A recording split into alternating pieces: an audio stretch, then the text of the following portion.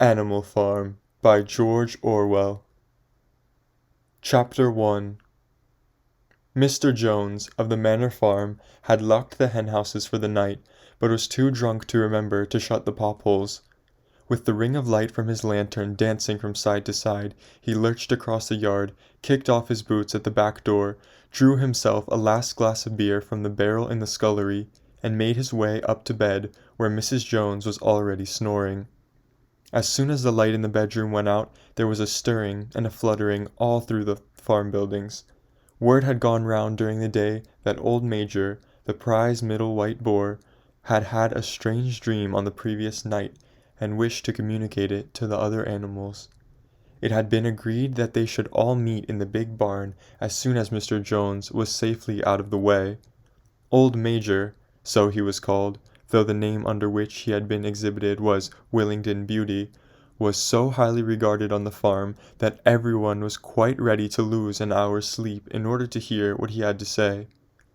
At one end of the barn, on a sort of raised platform, Major was already ensconced on his bed of straw, under a lantern which hung from a beam. He was 12 years old, and had lately grown rather stout, but he was still a majestic-looking pig, with a wise and benevolent appearance in spite of the fact that his tushes had never been cut. Before long the other animals began to arrive and make themselves comfortable after their different fashions. First came the 3 dogs, Bluebell, Jessie, and Pincher, and then the pigs, who settled down in the straw immediately in front of the platform. The hens perched themselves on the window sills, the pigeons fluttered up to the rafters, the sheep and cow lay down behind the pigs and began to chew the cud. The 2 cart horses, Boxer and Clover, came in together, walking very slowly and setting down their vast hairy hoofs with great care lest there should be some small animal concealed in the straw. Clover was a stout motherly mare approaching middle life, who had never quite got her figure back after her 4th foal. Boxer was an enormous beast, nearly 18 hands high, and as strong as any 2 ordinary horses put together. A white stripe down his nose gave him a somewhat stupid appearance, and in fact he was not of first-rate intelligence, but he was universally respected for his steadiness of character and tremendous powers of work. After the horses came Muriel, the white goat, and Benjamin, the donkey. Benjamin was the oldest animal on the farm, and the worst-tempered. He seldom talked, and when he did, it was usually to make some cynical remark. For instance, he would say that God had given him a tail to keep the flies off, but he would sooner have had no tail and no flies. Alone among the animals on the farm, he never laughed. If asked why, he would say he saw nothing to laugh at. Nevertheless, without openly admitting it, he was devoted to Boxer. The 2 of them usually spent their Sundays together in the small paddock beyond the orchard, grazing side by side and never speaking. The 2 horses had just lain down when a brood of ducklings, which had lost their mother, filed into the barn, cheeping feebly and wandering from side to side to find some place where they would not be trodden on. Clover made a sort of wall round them with her great foreleg, and the ducklings nestled down inside it and promptly fell asleep. At the last moment Molly, the foolish, pretty white mare who drew Mr. Jones's trap, came mincing daintily in, chewing at a lump of sugar. She took a place near the front and began flirting her white mane, hoping to draw attention to the red ribbons it was plaited with. Last of all came the cat, who looked round, as usual, for the warmest place, and finally squeezed herself in between Boxer and Clover. There she purred contentedly throughout Major's speech, without listening to a word of what he was saying. All the animals were now present except Moses, the tame raven, who slept on a perch beyond the back door. When Major saw that they had all made themselves comfortable and were waiting attentively, he cleared his throat and began, "Comrades, you have heard already about the strange dream that I had last night, but I will come to the dream later. I have something else to say first. I do not think, comrades, that I shall be with you for many months longer, and before I die, I feel it my duty to pass on to you such wisdom as I have acquired. I have had a long life. I have had much time for thought as one lay alone in my stall, and I think I may say that I understand the nature of life on this earth as well as any animal now living. It is about this that I wish to speak to you. Now, comrades, what is this nature of this life of ours? Let us face it. Our lives are miserable, laborious, and short. We are born, we are given so much food as will keep the breath in our bodies, and those who are capable of it are forced to work to the last atom of our strength. And the very instant that our usefulness has come to an end, we are slaughtered with hideous cruelty. No animal in England knows the meaning of happiness or leisure after he is a year old. No animal in England is free. The life of an animal is misery and slavery. That is the plain truth. But is this simply part of the order of nature? Is this because this land of ours is so poor that it cannot afford a decent life to those who dwell upon it? No, comrades, 1,000 times no. The soil of England is fertile, its climate is good, it is capable of affording good food in abundance to an enormously greater number of animals that now inhabit it. This single farm of ours would support 12 horses, 20 cows, hundreds of sheep, and all of them living in comfort and a dignity that are now almost beyond our imagining. Why, then, do we continue this miserable condition? Because nearly the whole of the produce of our labor is stolen from us by human beings. There, comrades, is the answer to all our problems. It is summed up in a single word: man. Man is the only real enemy we have. Remove man from the scene, and the root cause of hunger and overwork is abolished forever. Man is the only creature that consumes without producing. He does not give milk, he does not lay eggs, he is too weak to pull a plow, he cannot run fast enough to catch rabbits, yet he is lord of all the animals. He sets them to work, he gives back to them the bare minimum that will prevent them from starving, and the rest he keeps for himself. Our labor tills the soil, our dung fertilizes it, and yet there is not one of us that owns more than his bare skin. You cows that I see before me, how many thousands of gallons of milk have you given during this last year? And what has happened to that milk which should have been breeding up sturdy calves? Every drop of it has gone down the throats of our enemies. And you hens, how many eggs have you laid in the last year? How many of those eggs ever hatched into chickens? And the rest of you have all gone to market to bring in money for Jones and his men. And you, Clover, where are those 4 foals you bore, who should have been the support and pleasure of your old age? Each was sold at a year old. You will never see one of them again. In return for your 4 confinements and all your labor in the fields, what have you ever had except your bare rations and a stall? And even the miserable lives we lead are not allowed to reach their natural span. For myself I do not grumble, for I am one of the lucky ones. I am 12 years old and have had over 400 children. Such is the natural life of a pig. But no animal escapes the cruel knife in the end. You young porkers who are sitting in front of me, every one of you will scream your lives out at the block within a year. To that horror we must all come. Cows, pigs, hens, sheep, everyone. Even the horses, the dogs, have no better fate. You, Boxer, the very day that those great muscles of yours lose their power, Jones will sell you to the knacker, who will cut your throat and boil you down to the foxhounds. As for the dogs, when they grow old and toothless, Jones ties a brick round their necks and drowns them in the nearest pond. Is it not crystal clear then, comrades, that all these evils of life of ours spring from the tyranny of human beings? Only get rid of man, and the produce of our labor would be our own. Almost overnight we could become rich and free. What then must we do? Why, work, day and day, body and soul, for the overthrow of the human race. That is my message to you, comrades. Rebellion! I do not know when that rebellion will come. It might be in a week or in 100 years, but I know, as surely as I see this straw beneath my feet, that sooner or later justice will be done. Fix your eyes on that, comrades, throughout the short remainder of your lives. And above all, pass on this message of mine to those who come after you, so that future generations shall carry on the struggle until it is victorious. And remember, comrades, your resolution must never falter. No argument must lead you astray. Never listen when they tell you that man and the animals have a common interest, that the prosperity of the one is the prosperity of the others. It is all lies.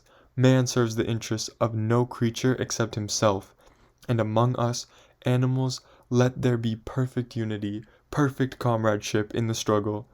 All men are enemies, all animals are comrades." At this moment there was a tremendous uproar. While Major was speaking, 4 large rats had crept out of their holes and were sitting on their hindquarters, listening to him. The dogs had suddenly caught sight of them, and it was only by a swift dash for their holes that the rats saved their lives. Major raised his trotter for silence. "Comrades," he said, "here is a point that must be settled. The wild creatures such as rats and rabbits, are they our friends or enemies? Let us put it to the vote. I propose this question for the meeting. Are rats comrades?"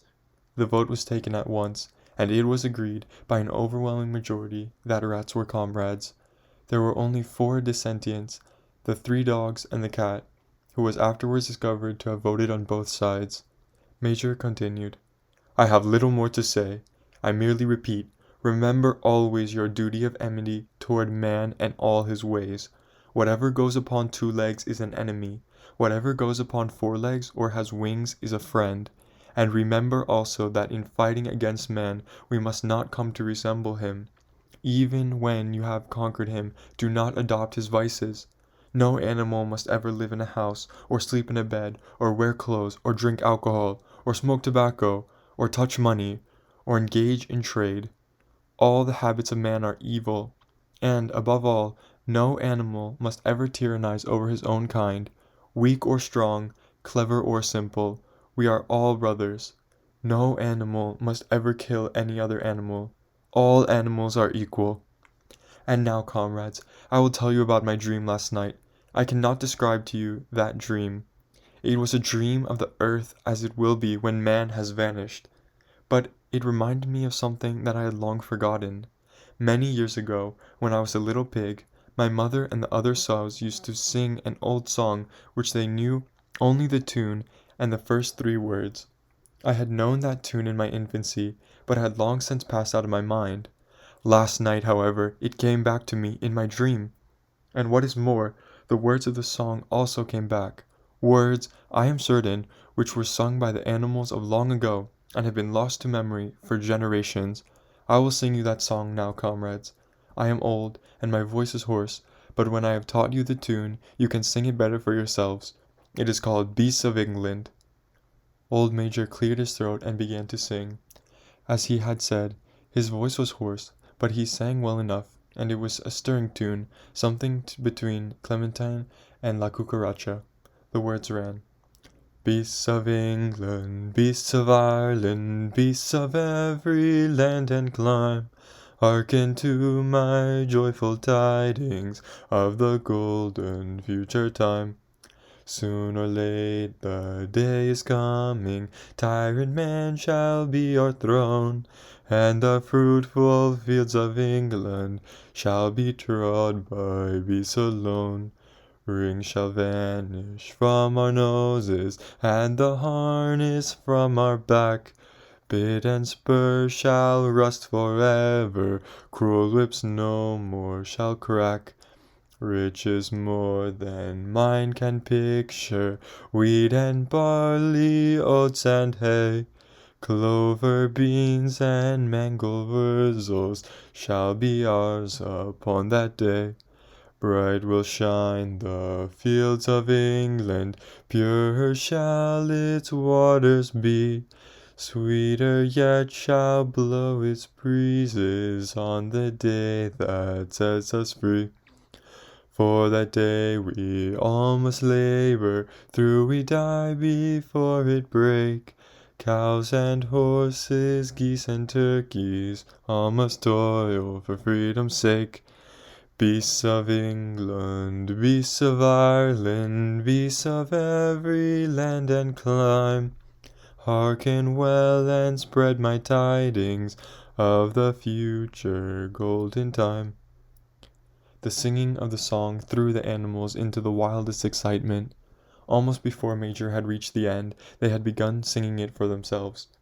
Even the stupidest of them had already picked up the tune and a few of the words, and for the clever ones, such as the pigs and dogs, they had the entire song by heart within a few minutes. And then, after a few preliminary tries, the whole farm burst out into beasts of England, in tremendous unison. The cows lowed it, the dogs whined it, the sheep bleated it, the horses whinnied it, the ducks quacked it. They were so delighted with the song they sang it right through 5 times in succession, and might have continued singing it all night if they had not been interrupted. Unfortunately, the uproar awoke Mr. Jones, who sprang out of bed, making sure that there was a fox in the yard. He seized the gun, which always stood in a corner of his bedroom, and let a fly charge of number 6 shot into the darkness.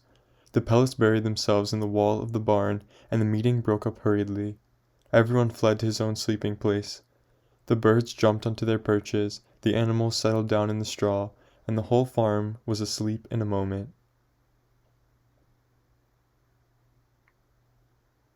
Chapter 2. 3 nights later, old Major died peacefully in his sleep. His body was buried at the foot of the orchard. This was early in March. During the next 3 months there was much secret activity. Major's speech had given to the more intelligent animals on the farm a completely new outlook on life. They did not know when the rebellion predicted by Major would take place. They had no reason for thinking that it would be within their own lifetime, but they saw clearly that it was their duty to prepare for it. The work of teaching and organizing the others fell naturally upon the pigs, who were generally recognized as being the cleverest of the animals. Pre-eminent among the pigs were 2 young boars named Snowball and Napoleon, whom Mr. Jones was breeding up for sale. Napoleon was a large, rather fierce-looking Berkshire boar, the only Berkshire on the farm, not much of a talker, but with a reputation for getting his own way. Snowball was a more vivacious pig than Napoleon, quicker in speech and more inventive, but was not considered to have the same depth of character. All the other male pigs on the farm were porkers. The best known among them was a small fat pig named Squealer, with very round cheeks, twinkling eyes, nimble movements, and a shrill voice. He was a brilliant talker, and when he was arguing some difficult point he had a way of skipping from side to side and whisking his tail which was somehow very persuasive. The others said of Squealer that he could turn black into white. These 3 had elaborated old Major's teachings into a complete system of thought, to which they gave the name animalism. Several nights a week, after Mr. Jones was asleep, they held secret meetings in the barn, and expounded the principles of animalism to the others. At the beginning, they met with much stupidity and apathy. Some of the animals talked of the duty of loyalty to Mr. Jones, whom they referred to as Master, or made elementary remarks such as, "Mr. Jones feeds us. If he were gone, we should starve to death." Others asked such questions as, "Why should we care what happens after we are dead?" Or, "If this rebellion is to happen anyway, what difference does it make whether we work for it or not?" And the pigs had great difficulty in making them see that this was contrary to the spirit of animalism. The stupidest questions of all were asked by Molly, the white mare. The first question she asked Snowball was, "Will there still be sugar after the rebellion?" "No," said Snowball firmly. "We have no means of making sugar on this farm. Besides, you do not need sugar. You will have all the oats and hay you want." "And shall I still be allowed to wear ribbons in my mane?" asked Molly. "Comrade," said Snowball, "those ribbons that you are so devoted to are a badge of slavery. Can you not understand that liberty is worth more than ribbons?" Molly agreed, but she didn't sound very convinced. The pigs had an even harder struggle to counteract the lies put about by Moses, the tame raven. Moses, who was also Mr. Jones's especial pet, was a spy and a tale-bearer, but he was also a clever talker. He claimed to know of the existence of a mysterious country called Sugar Candy Mountain, to which all animals went when they died. It was situated somewhere up in the sky, a little distance beyond the clouds, Moses said. In Sugar Candy Mountain, it was Sunday 7 days a week, clover was in season all year round, and lump sugar and linseed cake grew on the hedges. The animals hated Moses because he told tales and did no work, but some of them believed in Sugar Candy Mountain, and the pigs had to argue very hard to persuade them that there was no such place. Their most faithful disciples were the 2 cart horses, Boxer and Clover. These 2 had great difficulty in thinking anything out for themselves, but having once accepted the pigs as their teachers, they absorbed everything that they were told, and passed it on to the other animals by simple arguments. They were unfailing in their attendance at the secret meetings in the barn, and led the singing of Beasts of England, with which the meetings always ended. Now, as it turned out, the rebellion was achieved much earlier and more easily than anyone had expected. In the past years, Mr. Jones, although a hard master, had been a capable farmer, but of late he had fallen on evil days. He had become much disheartened after losing money in a lawsuit, and had taken to drinking more than was good for him.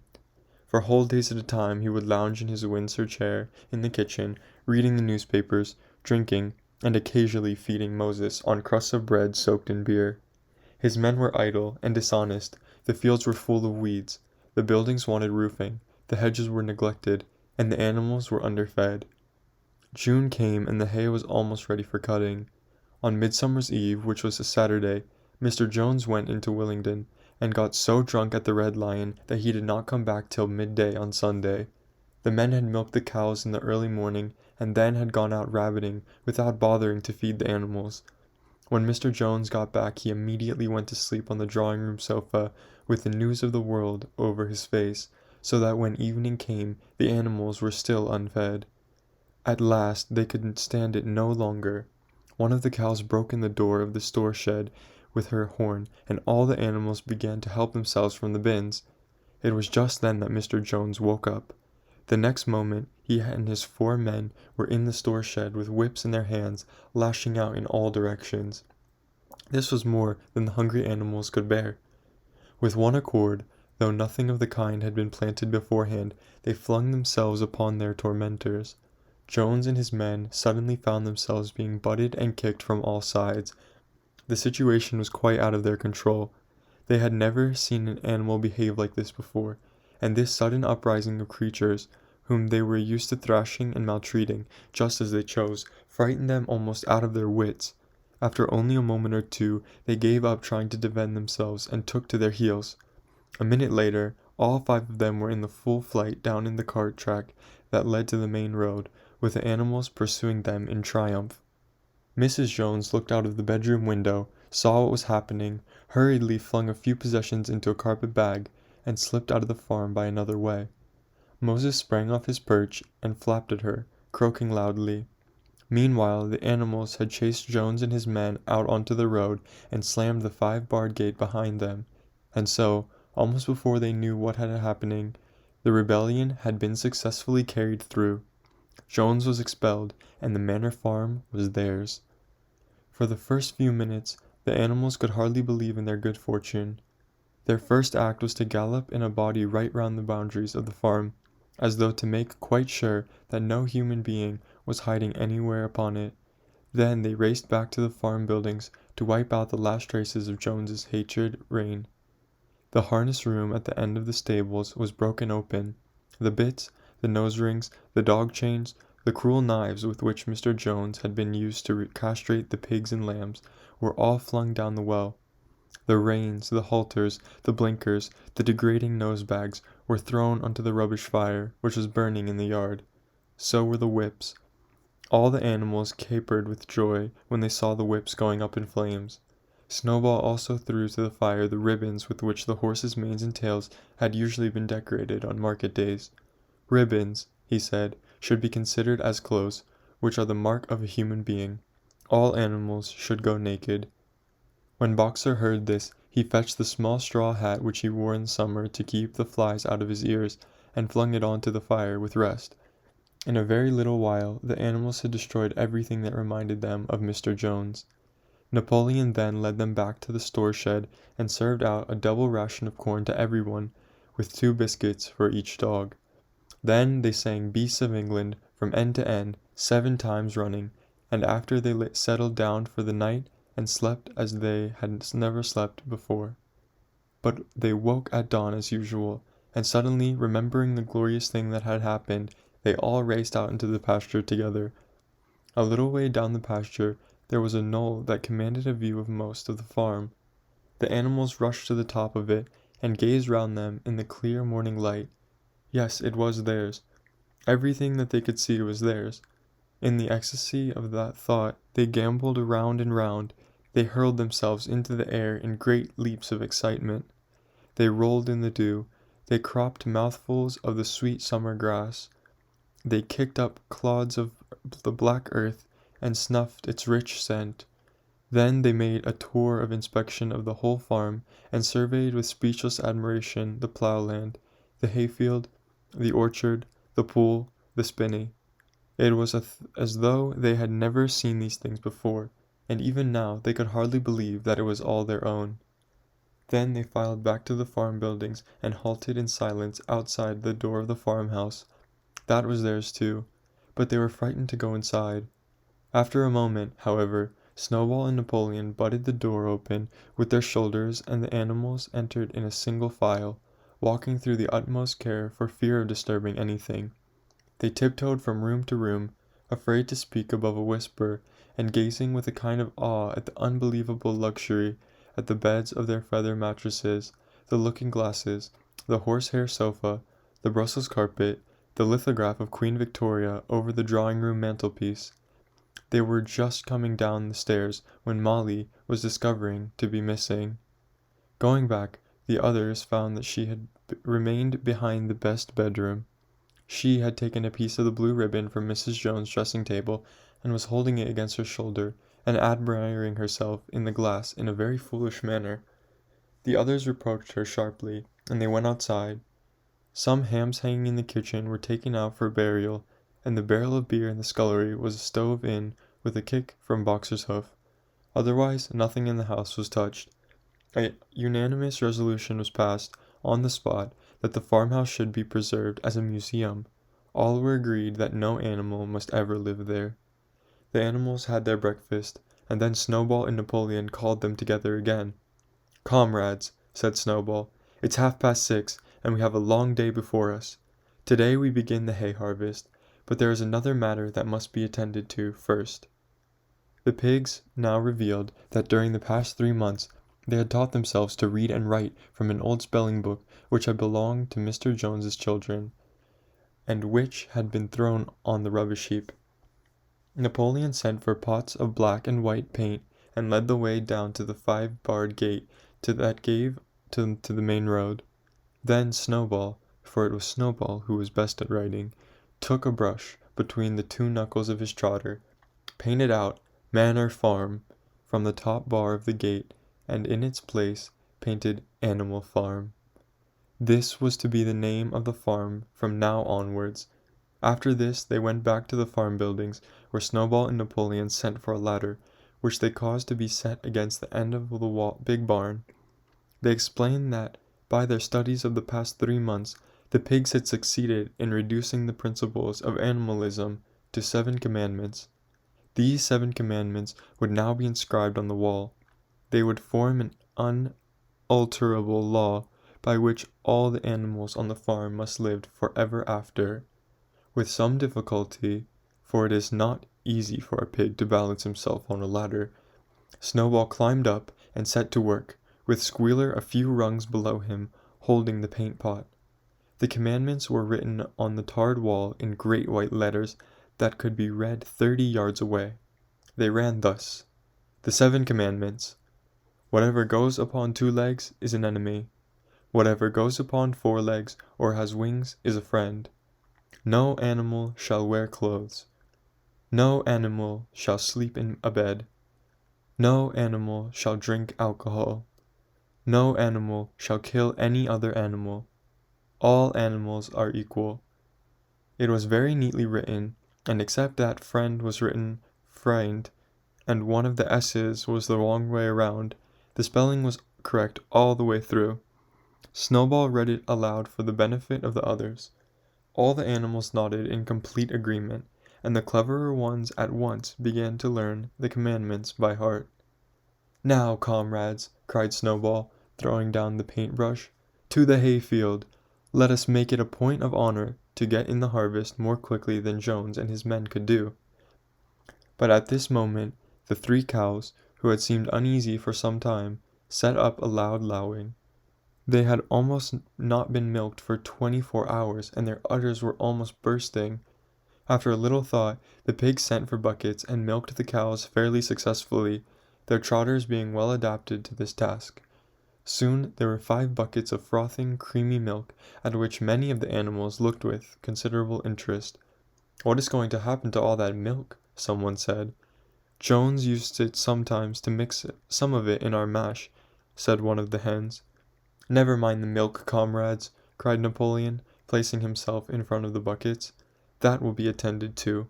The harvest is more important. Comrade Snowball will lead this way. I shall follow in a few minutes. Forward, comrades, the hay is waiting." So the animals trooped down to the hayfield to begin the harvest, and when they came back in the evening, it was noticed that the milk had disappeared. Chapter 3. How they toiled and sweated to get that hay in, but their efforts were rewarded, for the harvest was an even bigger success than they had hoped. Sometimes the work was hard. The implements had been designed for human beings and not for animals, and it was a great drawback that no animal was able to use any tool that involved standing on his hind legs. But the pigs were so clever that they could think of a way around every difficulty. As for the horses, they knew every inch of the field, and in fact understood the business of mowing and raking far better than Jones and his men had ever done. The pigs did not actually work, but directed and supervised the others. With their superior knowledge, it was natural that they should assume the leadership. Boxer and Clover would harness themselves to the cutter or the horse rake.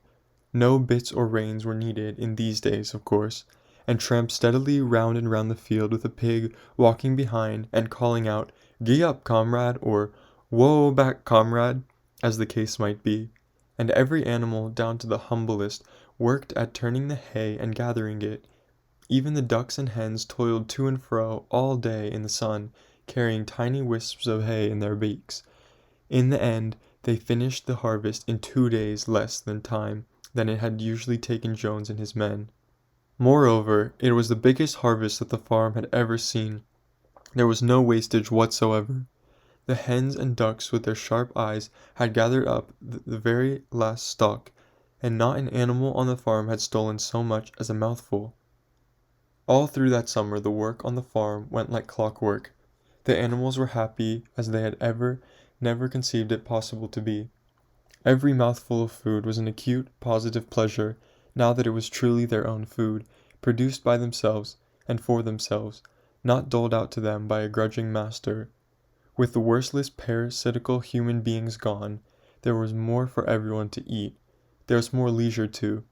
Inexperienced though the animals were, they met with many difficulties. For instance, later in the year, when they harvested the corn, they had to tread it out in the ancient style, and blow away the chaff with their breath, since the farm possessed no threshing machine. But the pigs with their cleverness, and Boxer with his tremendous muscles, always pulled them through. Boxer was the admiration of everybody. He had been hard worker even in Jones's time, but now he seemed like 3 horses than one. There were days when the entire work of the farm seemed to rest on his mighty shoulders. From morning to night he was pushing and pulling, always at the spot where the work was hardest. He had made an arrangement with one of the cockerels to call him in the morning half an hour earlier than anyone else, and would put in some volunteer labor at whatever seemed to be most needed, before the regular day's work began. His answer to every problem, every setback, was, "I will work harder," which he had adopted as his personal motto. But everyone worked according to his capacity. The hens and ducks, for instance, saved 5 bushels of corn at the harvest by gathering up the stray grains. Nobody stole, nobody grumbled over his rations. The quarreling and biting and jealousy, which had been normal features of life in the old days, had almost disappeared. Nobody shrieked, or almost nobody.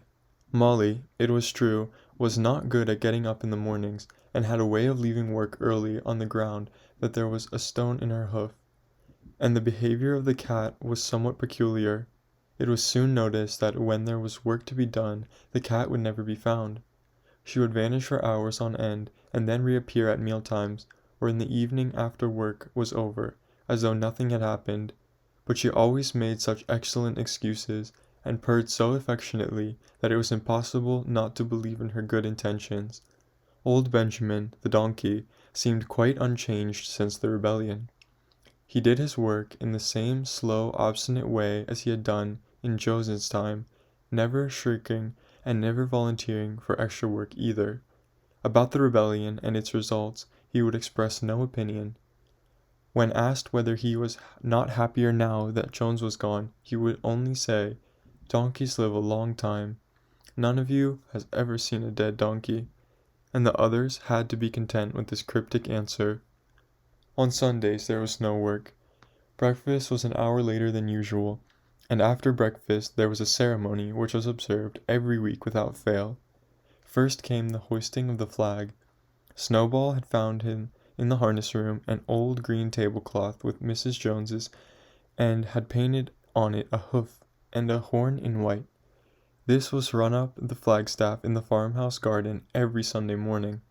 The flag was green, Snowball explained, to represent the green fields of England, while the hoof and horn signified the future republic of the animals, which would arise when the human race had been finally overthrown. After the hoisting of the flag, all the animals trooped into the big barn for a general assembly which was known as the meeting. Here, the work of the coming week was planned out, and resolutions were put forward and debated. It was always the pigs who would put forward the resolutions. The other animals understood how to vote, but could never think of any resolutions of their own. Snowball and Napoleon were by far the most active in the debates, but it was noticed that these two were never in agreement. Whatever suggestion either of them made, the other could be counted on to oppose it. Even when it was resolved, a thing no one could object to in itself, to set aside the small paddock between the orchard as a home of rest for animals who were past work, there was a stormy debate over the correct retiring age for each class of animal. The meeting always ended with the singing of "Beasts of England," and the afternoon was given up to recreation. The pigs had set aside the harness room as a headquarters for themselves. Here in the evenings they studied blacksmithing, carpentering, and other necessary arts from books which they had bought out from the farmhouse. Snowball also busied himself with organizing the other animals into what he called animal committees. He was indefatigable at this. He formed the egg production committee for the hens, the Clean Tails League for the cows, the Wild Comrades Re-Education Committee. The object of this was to tame the rats and rabbits, the Whiter Wool movement for the sheep, and various others, besides instituting classes in reading and writing. On the whole, these projects were a failure. The attempt to tame the wild creatures, for instance, broke down almost immediately. They continued to behave very much as before, and when treated with generosity, simply took advantage of it. The cat joined the Re-Education Committee, and was very active in it for some days. She was seen one day sitting on a roof, and talking to some sparrows who were just out of her reach. She was telling them that all animals were now comrades, and that any sparrow who should choose to come and perch on her paw, but the sparrows kept their distance. The reading and writing classes, however, were a great success. By autumn, most every animal on the farm was literate in some degree. As for the pigs, they could already read and write perfectly. The dogs learned to read fairly well, but were not interested in reading anything except the 7 Commandments. Muriel, the goat, could read somewhat better than the dogs, and sometimes used to read to the others in the evenings from scraps of newspaper which she found on the rubbish heap. Benjamin could read as well as any pig, but never exercised his faculty. So far as he knew, he said, there was nothing worth reading. Clover learnt the whole alphabet, but could not put words together. Boxer could not get beyond the letter D. He would trace out A, B, C, D in the dust with his great hoof, and then would stand staring at the letters with his ears back, sometimes shaking his forelock, trying with all his might to remember what came next, but never succeeding. On several occasions, indeed, he did learn E, F, G, H, but by the time he knew them, it was always discovered that he had forgotten A, B, C, and D. Finally, he decided to be content with the first 4 letters, and used to write them out once or twice every day to refresh his memory. Molly refused to learn any but the 6 letters which spelled her own name. She would form these very neatly out of pieces of twig, and would then decorate them with a flower or two and walk around them, admiring them.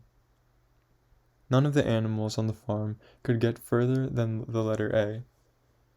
It was also found that the stupider animals, such as the sheep, hens, and duck, were unable to learn the 7 commandments by heart. After much thought, Snowball declared that the 7 commandments could in effect be reduced to a single maxim, namely, 4 legs good, 2 legs bad. This, he said, contained the essential principle for animalism. Whoever had thoroughly grasped it would be safe from human influences. The birds at first objected, since it seemed to them that they also had 2 legs, but Snowball proved to them that this was not so. A bird's wing, comrades, he said, is an organ of propulsion and not of manipulation. It should therefore be regarded as a leg. The distinguishing mark of a man is the hand, the instrument which he does all his mischief. The birds did not understand Snowball's long words, but they accepted his explanation, and all the humbler animals set to work to learn the new maxim by heart. 4 legs good, 2 legs bad, was inscribed on the end wall of the barn, above the 7 commandments, in bigger letters. When they had once got it by heart, the sheep developed a great liking for this maxim, and often as they lay in the fields would all start bleating, 4 legs good, 2 legs bad, 4 legs good, 2 legs bad, and kept it up for hours on end, never growing tired of it. Napoleon took no interest in Snowball's committees. He said that the education of the young was more important than anything that could be done for those who were already grown up. It happened that Jessie and Bluebell had both whelped soon after the hay harvest, giving birth between them to 9 sturdy puppies. As soon as they were weaned, Napoleon took them away from their mothers, saying that he would make himself responsible for their education. He took them up into a loft, which could only be reached by a ladder from the harness room, and there kept them in such seclusion that the rest of the farm soon forgot their existence. The mystery of where that milk went was soon cleared up. It was mixed every day into the pigs' mash. The early apples were now ripening, and the grass of the orchard was littered with windfall. The animals had assumed as a matter of course that these would be shared out equally. One day, however, the order went forth that all the windfalls were to be collected and brought to the harness room for use of the pigs. At this some of the other animals murmured, but it was no use. All the pigs were in full agreement on this point, even Snowball and Napoleon. Squealer was sent to make the necessary explanations to the others. "Comrades," he cried, "you do not imagine, I hope, that we pigs are doing this in spirit of selfishness and privilege. Many of us actually dislike milk and apples. I dislike them myself. Our sole object in taking these is to preserve our health. Milk and apples, this had been proven by science, comrades, contain the substances absolutely necessary to the well-being of a pig. We pigs are brain workers. The whole management and organization of this farm depend on us. Day and night we are watching over your welfare. It is for your sake that we drink that milk and eat those apples. Do you know what would happen if we pigs failed our duty? Jones would come back. Yes, Jones would come back. Surely, comrades," cried Squealer, almost pleadingly, skipping from side to side and whisking his tail. "Surely there is no one among you who wants to see Jones come back." Now, if there was one thing that the animals were completely certain of, it was that they did not want Jones back. When it was put to them in this light, they had no more to say. The importance of keeping the pigs in good health was all too obvious, so it was agreed without further argument that the milk and the windfall apples, and also the main crop of apples when they were ripened, should be reserved for pigs alone. Chapter 4. By late summer, the news of what had happened on Animal Farm had spread across half the country.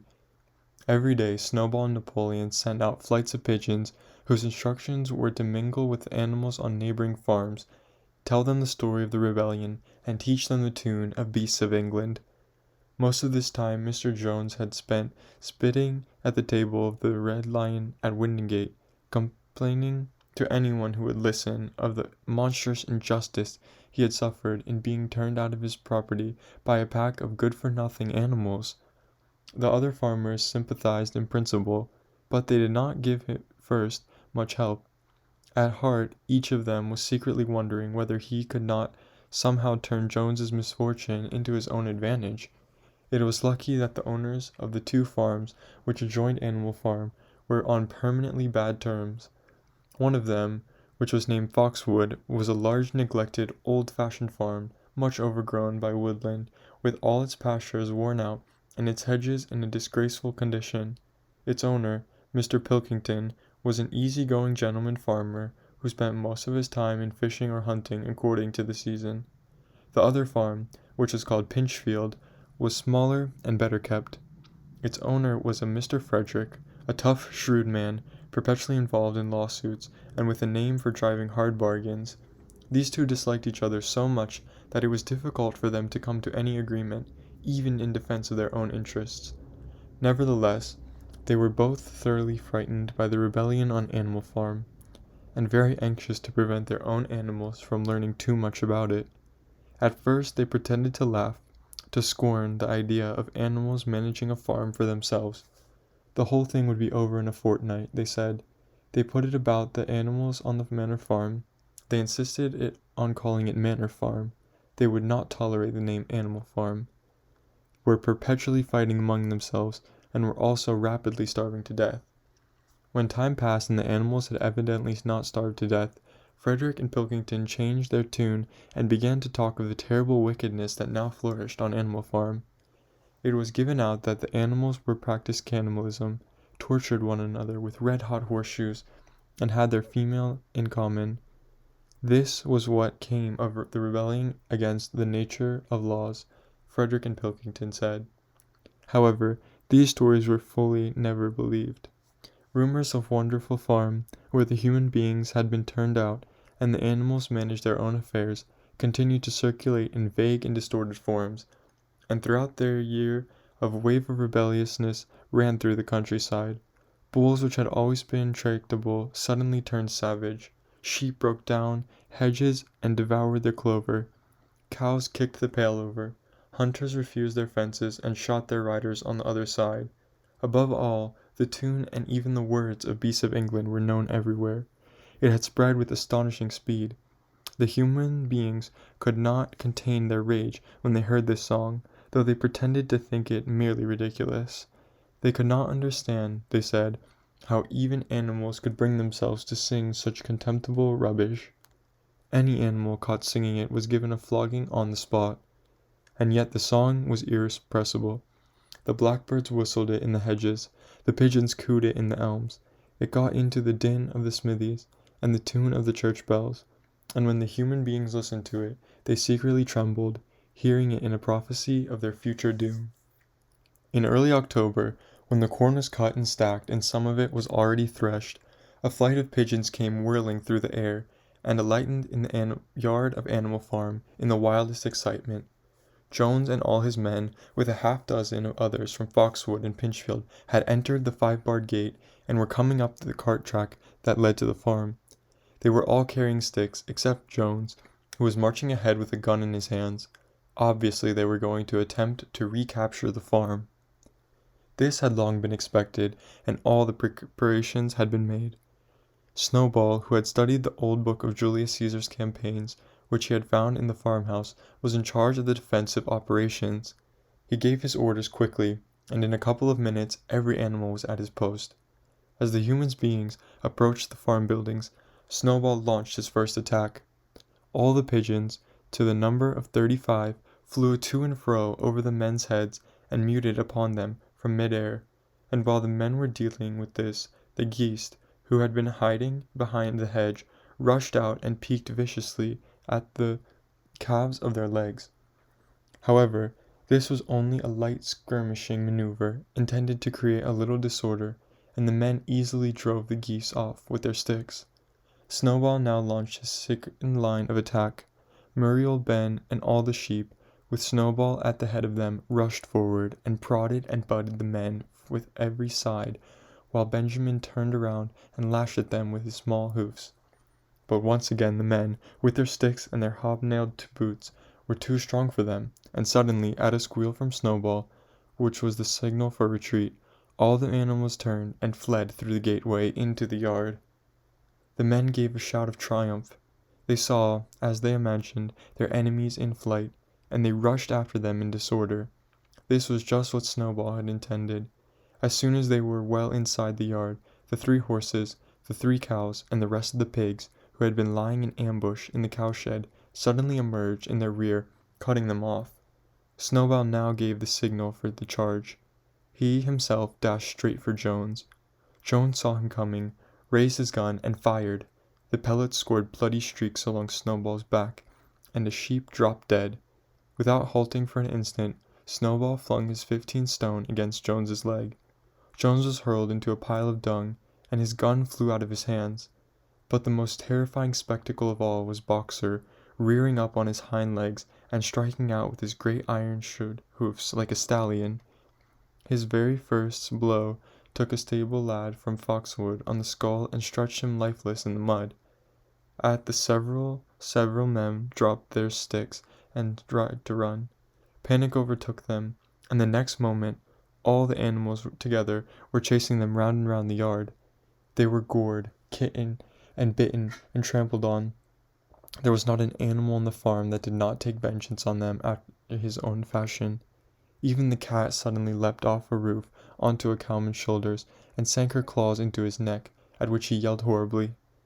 At a moment when the opening was clear, the men were glad enough to rush out of the yard and make a bolt for the main road, and so within 5 minutes of their invasion, there was an ignominious retreat by the same way as they had come, with a flock of geese hissing after them and pecking at their calves all the way. All the men were gone except one. Back in the yard, Boxer was pawing with his hoof at the stable lad, who lay face down in the mud, trying to turn him over. The boy did not stir. "He is dead," said Boxer sorrowfully. "I had no intention of doing that. I forgot that I was wearing iron shoes. Who will believe that I did not do this on purpose?" "No sentimentality, comrade," cried Snowball, from whose wounds the blood was still dripping. "War is war. The only good human being is a dead one." "I have no wish to take life, not even human life," repeated Boxer, and his eyes were full of tears. "Where's Molly?" exclaimed somebody. Molly, in fact, was missing. For a moment there was great alarm. It was feared that the men might have harmed her in some way, or even carried her off with them. In the end, however, she was found hiding in her stall, with her head buried among the hay in a manger.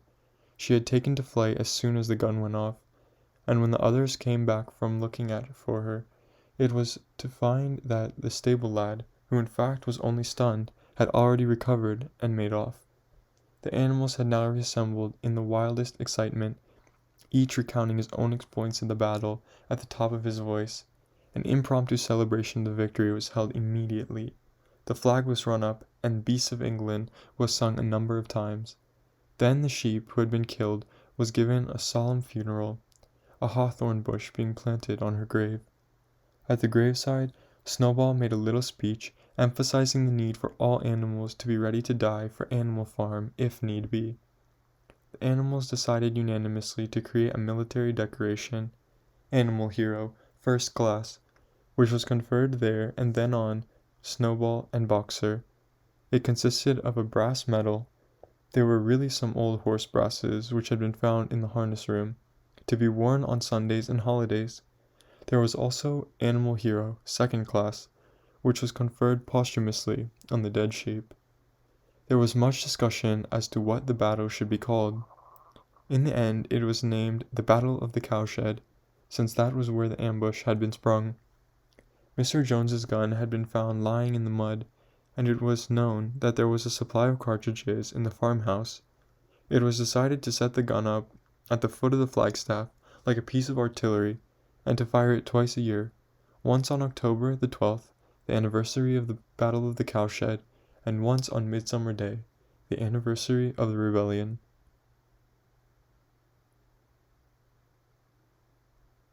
Chapter 5. As winter drew on, Molly became more and more troublesome. She was late for work every morning and excused herself by saying that she had overslept, and she complained of mysterious pains, although her appetite was excellent. On every kind of pretext she would run away from work and go to the drinking pool, where she would stand foolishly gazing at her own reflection in the water. But there was also rumors of something more serious. One day, as Molly strolled blithely into the yard, flirting her long tail and chewing a stalk of hay, Clover took her aside. "Molly," she said, "I have something very serious to say to you. This morning I saw you looking over the hedge that divides Animal Farm from Foxwood. One of Mr. Pilkington's men was standing on the other side of the hedge, and I was a long way away, but I am almost certain I saw this. He was talking to you, and you were allowing him to stroke your nose." "What does that mean, Molly?" "He didn't. I wasn't. It isn't true," cried Molly, beginning to prance around and paw about the ground. "Molly, look at me in the face. Do you give me your word of honor that the man was not stroking your nose?" "It isn't true," repeated Molly, but she could not look Clover in the face, and the next moment she took to her heels and galloped away into the field. A thought struck Clover.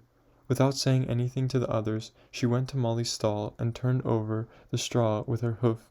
Hidden under the straw was a little pile of lump sugar and several bunches of ribbon of different colors. 3 days later Molly disappeared. For some weeks nothing was known of her whereabouts. Then the pigeons reported that they had seen her on the other side of Willington. She was between the shafts of a smart dog-cart painted red and black, which was standing outside a public house. A fat, red-faced man in cheeks, breeches, and gaiters, who looked like a publican, was stroking her nose and feeding her with sugar. Her coat was newly clipped, and she wore a scarlet ribbon round her forelock. She appeared to be enjoying herself, so the pigeons said. None of the animals ever mentioned Molly again. In January there came bitterly hard weather. The earth was like iron, and nothing could be done in the fields. Many meetings were held in the big barn, and the pigs occupied themselves with planning out the work of the coming season. It had come to be accepted that the pigs, who were manifestly cleverer than the other animals, should decide all questions of farm policy, though their decisions had to be ratified by a majority vote. This arrangement would have worked well enough if it had not been for the disputes between Snowball and Napoleon. These two disagreed at every point where disagreement was possible. If one of them suggested sowing a bigger acreage with barley, the other was certain to demand a bigger acreage votes, and if one of them said that such and such field was just right for cabbages, the other would declare that it was useless for anything except roots. Each had his own following, and there were some violent debates. At the meetings, Snowball often won over the majority by his brilliant speeches, but Napoleon was better at canvassing support for himself in between times. He was especially successful with the sheep. Of late the sheep had taken to bleating, 4 legs good, 2 legs bad, both in and out of season, and they often interrupted the meeting with this. It was noticed that they were especially liable to break into 4 legs good, 2 legs bad at crucial moments in Snowball's speeches. Snowball had made a close study of some back numbers of the Farmer and Stock Breeder, which he had found in the farmhouse, and was full of plans for innovations and improvements. He talked learnedly about field drains, silage, and basic slag, and had worked out a complicated scheme for all the animals to drop their dung directly into the fields at a different spot every day, to save the labor of cartage. Napoleon produced no schemes of his own, but said quietly that snowballs would come to nothing, and seemed to be biding his time. But of all their controversies, none was so bitter as the one that took place over the windmill. In the long pasture not far from the farm buildings, there was a small knoll which was the highest point on the farm. After surveying the ground, Snowball declared that this was the place for a windmill, which could be made to operate a dynamo and supply the farm with electrical power. This would light the stalls and warm them in the winter, and would also run a circular saw, a chaff cutter, a mango slicer, and an electric milking machine.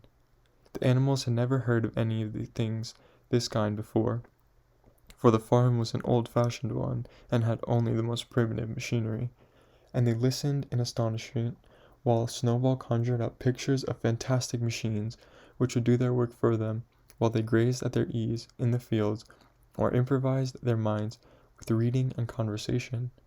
Within a few weeks, Snowball's plans for the windmill were fully worked out. The mechanical details came mostly from 3 books which had belonged to Mr. Jones. 1,000 Useful Things to Do About the House, Every Man His Own Bricklayer, and Electricity for Beginners. Snowball used as his study a shed which had once been used for incubators and had a smooth wooden floor suitable for drawing on. He was closeted there for hours at a time, with his books held open by a stone, and with a piece of chalk gripped between his knuckles of a strader, he would move rapidly to and fro, drawing in line after line and uttering little whimpers of excitement.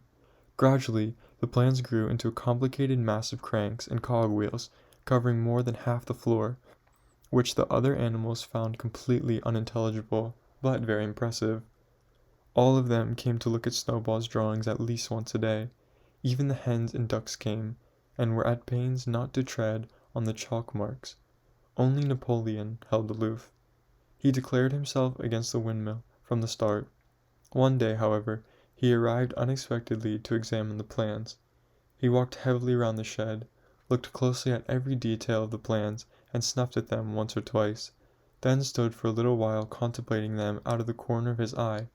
Then suddenly he lifted his leg, urinated over the plans, and walked out without uttering a word. The whole farm was deeply divided on the subject of the windmill. Snowball did not deny that to build it would be a difficult business. Stone would have to be carried and built up into walls, then sails would have to be made, and after that there would be need for dynamos and cables. How these were to be produced, Snowball did not say, but he maintained that it could be done all in a year, and thereafter he declared so much labor would be saved that animals would only need to work 3 days a week. Napoleon, on the other hand, argued that the great need of the movement was to increase food production, and that if they wasted time on the windmill, they would all starve to death. The animals formed themselves into 2 factions under the slogan, "Vote for Snowball and the 3 days a week," and "Vote for Napoleon, the full manager." Benjamin was the only animal who did not side with either faction. He refused to believe that that food would become more plentiful, or that the windmill would save work. Windmill or no windmill, he said, life would go on as it always had gone, that is, badly. Apart from the disputes over the windmill, there was the question of the defense of the farm. It was fully realized that though the human beings had been defeated in the Battle of the Cowshed, they might make another and more determined attempt to recapture the farm and reinstate Mr. Jones. They had all the more reason for doing so because the news of their defeat had spread across the countryside and made the animals on the neighboring farms more restive than ever. As usual, Snowball and Napoleon were in disagreement. According to Napoleon, what the animals must do was to procure firearms and train themselves in the use of them. According to Snowball, they must send out more and more pigeons and stir up rebellion among the animals on the other farms. One argued that if they could not defend themselves, they were bound to be conquered. The other argued that if rebellions happened everywhere, they would have no need to defend themselves. The animals listened first to Napoleon, then to Snowball, and could not make up their minds which was right. Indeed, they always found themselves in agreement with the one who was speaking at the moment. At last, the day came when Snowball's plans were completed. At the meeting on the following Sunday, the question of whether or not to begin work on the windmill was to be put to the vote. When the animals had assembled in the big barn, Snowball stood up, though occasionally interrupted by bleating from the sheep, set forth his reasons for advocating the building of the windmill. Then Napoleon stood up to reply. He said very quietly that the windmill was nonsense, and that he advised nobody vote for it, and promptly sat down again. He had spoken for barely 30 seconds, and seemed almost indifferent as to the effect he produced. At this Snowball sprang up to his feet, and shouting down the sheep, who had begun bleating again, broke into a passionate appeal in favor of the windmill. Until now the animals had been about equally divided in their sympathies, but in a moment Snowball's eloquence had carried them away. In glowing sentences he painted a picture of Animal Farm as it might be when sorted labor was lifted from the animals' backs. His imagination had now run far beyond chaff cutters and turnip slicers. Electricity, he said, could operate threshing machines, plows, harrowers, rollers, and reapers, and blinders, besides supplying every stall with its own electric light, hot and cold water, and an electric heater. By the time he had finished speaking, there was no doubt as to which way the vote would go. But just at this moment Napoleon stood up, casting a particularly sidelong look at Snowball, uttered a high-pitched whimper of a kind no one had heard him utter before. At this there was a terrible baying sound outside, and 9 enormous dogs, wearing brass-studded collars, came bounding into the barn. They dashed straight for Snowball, who was only sprang from his place just in time to escape their snapping jaws. In a moment he was out of the door, and they were after him. Too amazed and frightened to speak, all the animals crowded through the door to watch the chase.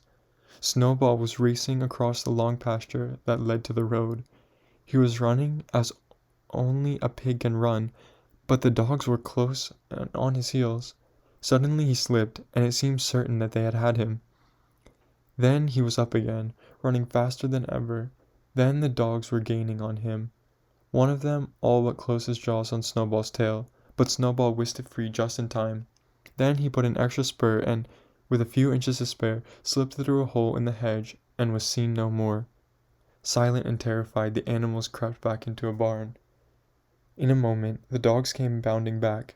At first no one had been able to imagine where these creatures came from, but the problem was soon solved.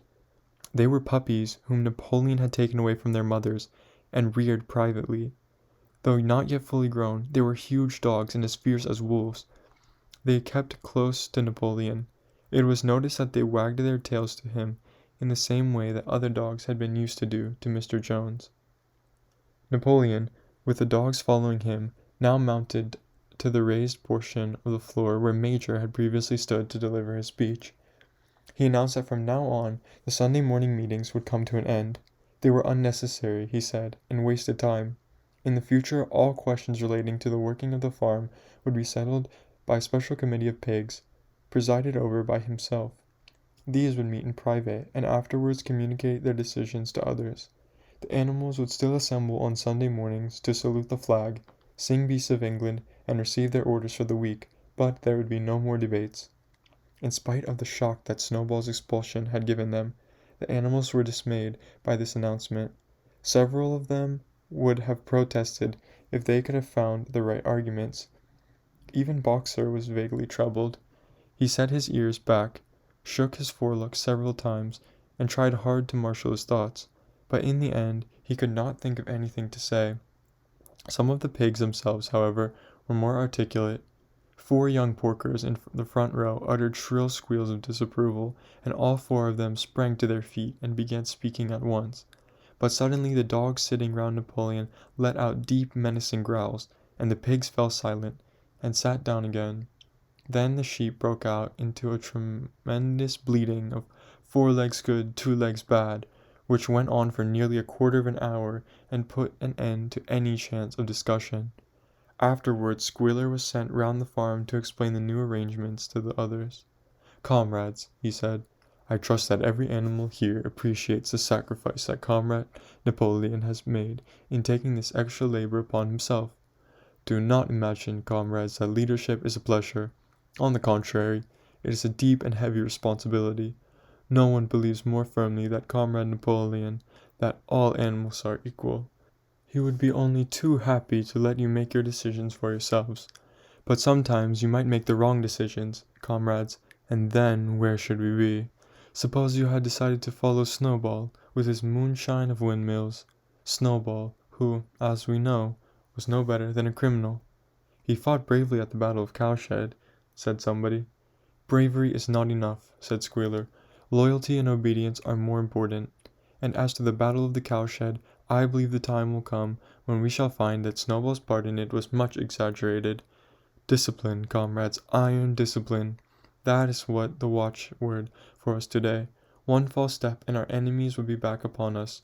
Surely, comrades, you do not want Jones back." Once again this argument was unanswerable. Certainly the animals did not want Jones back. If the holding of debates on Sunday morning was liable to bring him back, then the debates must stop. Boxer, who had now had time to think things over, voiced the general feeling by saying, "If Comrade Napoleon says it, it must be right." And from then on he adopted the maxim, "Napoleon is always right," in addition to his private motto of, "I will work harder." By this time the weather had broken, and the spring ploughing had begun. The shed where Snowball had drawn his plans of the windmill had been shut up, and it was assumed that the plans had been rubbled off the floor. Every Sunday morning at 10 o'clock the animals assembled in the big barn to receive their orders for the week. The skull of old Major, now clean of flesh, had been disintegrated from the orchard and set up on a stump at the foot of the flagstaff beside the gun. After the hoisting of the flag, the animals were required to file past the skull in a reverent manner before the entering of the barn. Nowadays they did not sit all together as they had done in the past. Napoleon, with Squealer and another pig named Minimus, who had a remarkable gift for composing songs and poems, sat on the front of the raised platform, with the 9 young dogs forming a semicircle round them, and the other pigs sitting behind. The rest of the animals sat facing them in the main body of the barn. Napoleon read out the orders for the week in a gruff, soldierly style, and after a singing of Beasts of England, all the animals dispersed. On the 3rd Sunday after Snowball's expulsion, the animals were somewhat surprised to hear Napoleon announce that the windmill was to be built after all. He did not give any reason for having changed his mind, but merely warned the animals that this extra task would mean very hard work. It might even be necessary to reduce their rations. The plan, however, had been prepared down to the last detail. The special committee of pigs had been at work upon them for the past 3 weeks. The building of the windmill, with various other improvements, was expected to take 2 years. That evening Squealer explained privately to the other animals that Napoleon had never in reality been opposed to the windmill. On the contrary, it was he who had advocated it in the beginning, and the plan which Snowball had drawn on the floor of the incubator shed had actually been stolen from among Napoleon's papers. The windmill was, in fact, Napoleon's own creation. Why, then, asked somebody, had he spoken so strongly against it? Here Squealer looked very seriously. That, he said, was Comrade Napoleon's cunning. He had seemed to oppose the windmill, simply as a maneuver to get rid of Snowball, who was a dangerous character and a bad influence.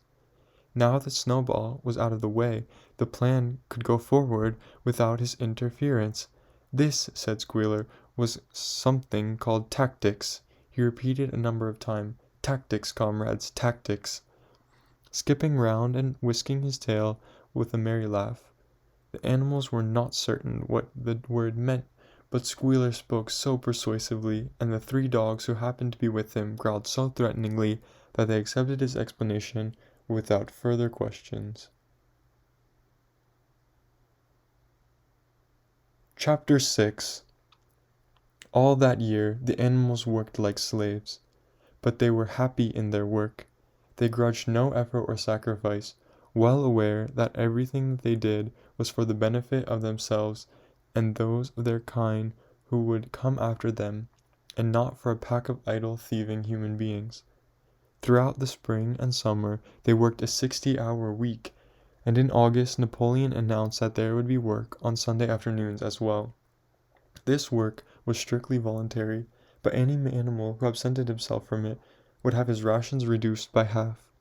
Even so, it was found necessary to leave certain tasks undone. The harvest was a little less successful than in the previous year, and 2 fields which should have been sown with roots in the early summer were not sown because the ploughing had not been completed early enough. It was possible to foresee that the coming winter would be a hard one. The windmill presented unexpected difficulties. There was a good quarry of limestone on the farm, and plenty of sand and cement had been found in one of the outhouses, so that all the materials for building it were at hand. But the problem the animals could not at first solve was how to break up the stone into pieces of suitable size.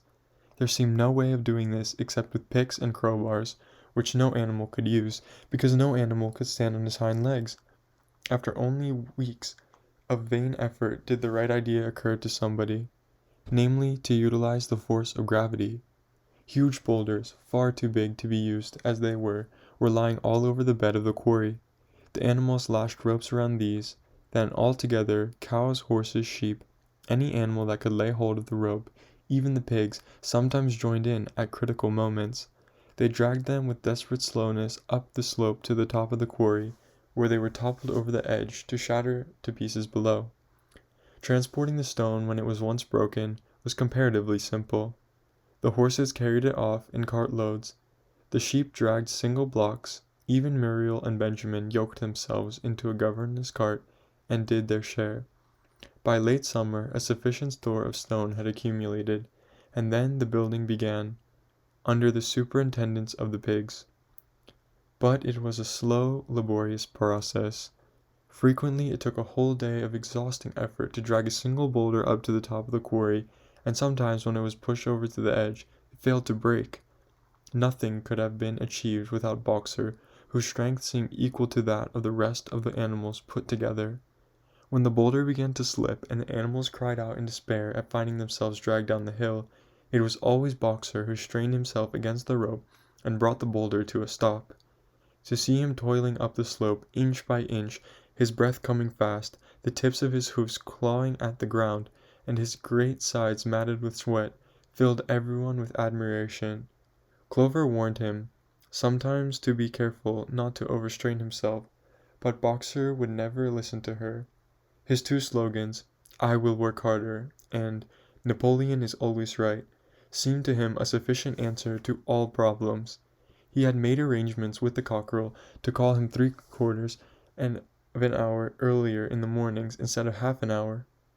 In the spare moments, of which there were not many of nowadays, he would go alone to the quarry, collect a load of broken stone, and drag it down to the side of the windmill unassisted. The animals were not badly off throughout the summer, in spite of the hardness of their work.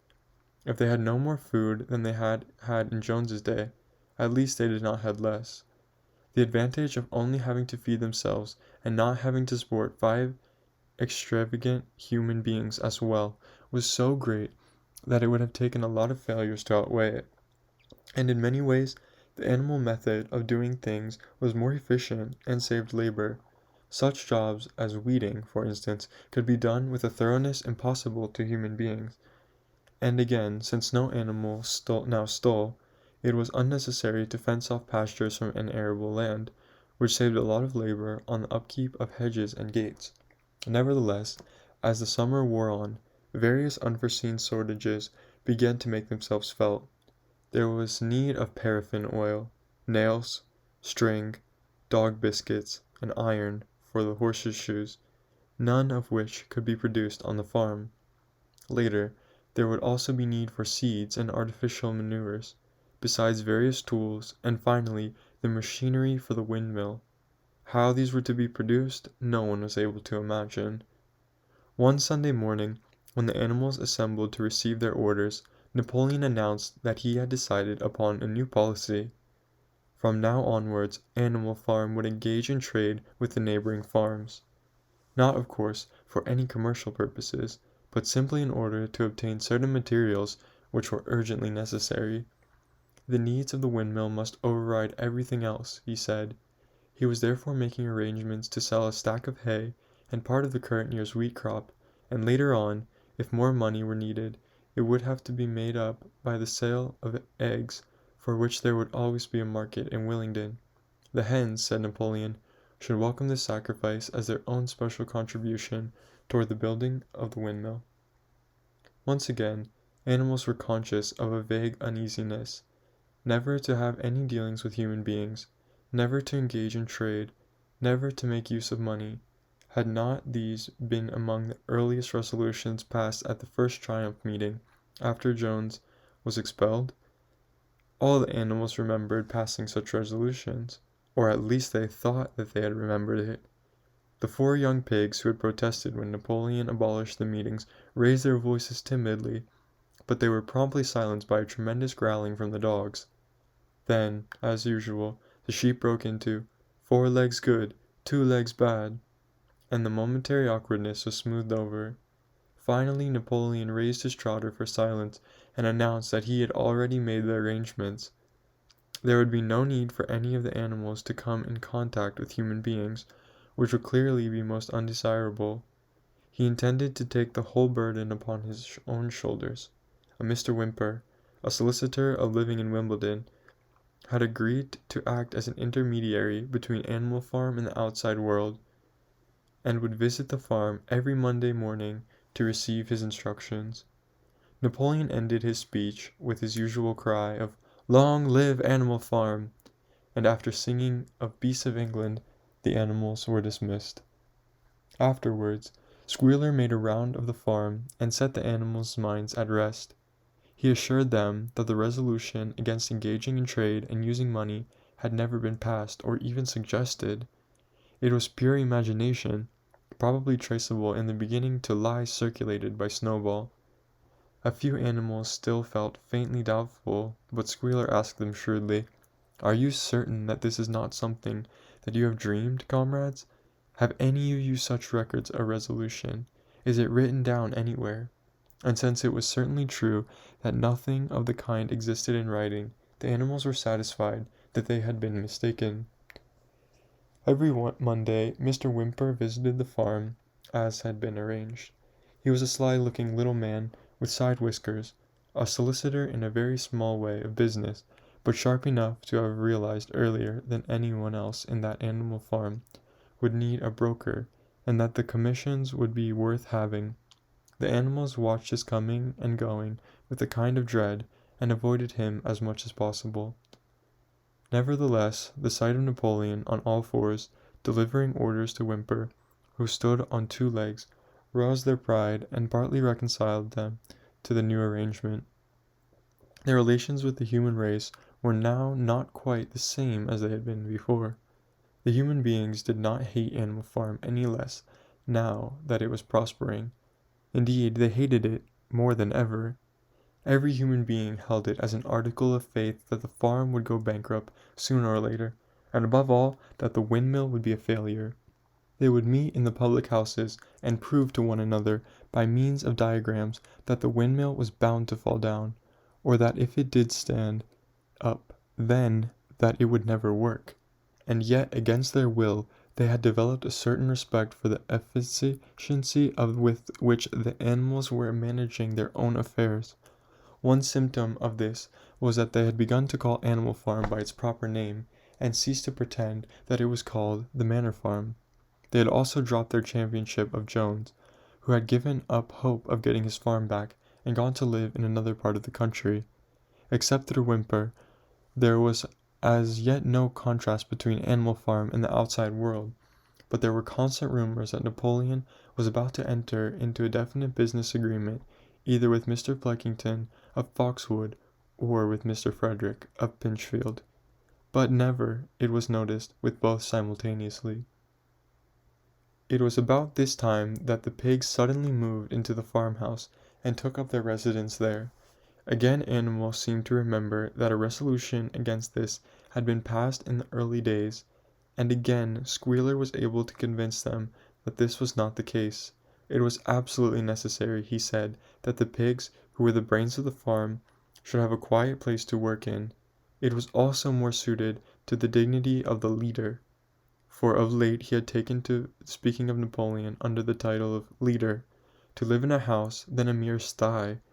Nevertheless, some of the animals were disturbed when they heard that the pigs not only took their meals in the kitchen and used the drawing room as a recreation room, but also slept in the beds.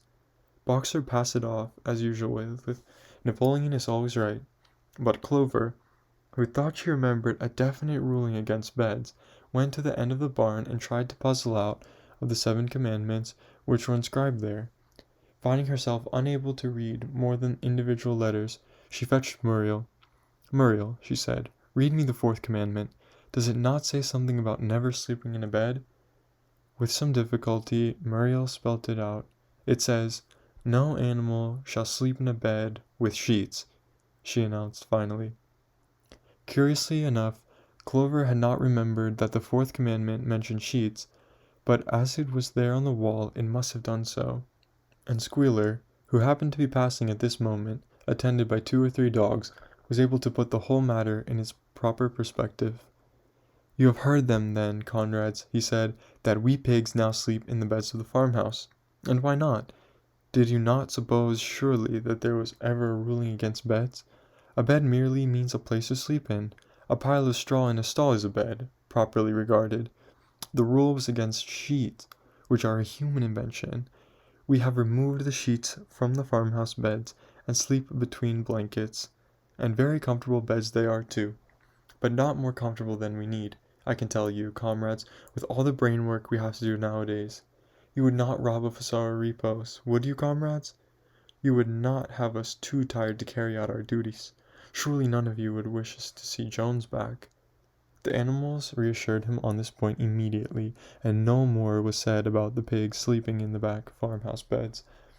And when, some days afterward, it was announced that from now on the pigs would get up an hour later in the mornings than the other animals, no complaint was made about that either. By the autumn, the animals were tired, but happy. They had had a hard year, and after the sale of part of the hay and corn, the stores of food for the winter were none too plentiful. But the windmill compensated for everything. It was almost half built now. After the harvest there was a stretch of clear dry weather, and the animals toiled harder than ever, thinking it well worth the while to plod to and fro all day with blocks of stone, if by doing so they could raise the walls another foot. Boxer would even come out at nights and work for an hour or two on his own by the light of the harvest moon. In their spare moments, and animals would walk around and around in the half-finished mill, admiring the strength and perpendicularity of its walls, and marveling that they should ever been able to build anything so imposing.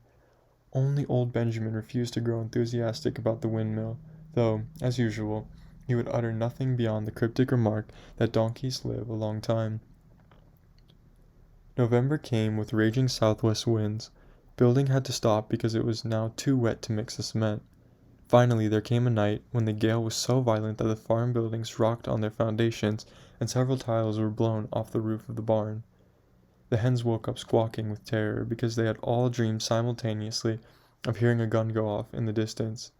In the morning, the animals came out of their stalls to find that the flagstaff had been blown down, and an elm tree at the foot of the orchard had been plucked up like a radish. They had just noticed when a terrible cry of despair broke from every animal's throat. A terrible sight had met their eyes. The windmill was in ruins. With one accord they dashed down to the spot. Napoleon, who seldom moved out of a walk, raced ahead of them all. Yes, there it lay, the fruit of all their struggles, levelled to its foundations. The stones they had broken and carried so laboriously scattered all around. Unable to speak at first, they stood gazing mournfully at the litter of fallen stone. Napoleon paced to and fro in silence, occasionally snuffing at the ground. His tail had grown rigid, and twitched sharply from side to side, a sign of immense mental activity.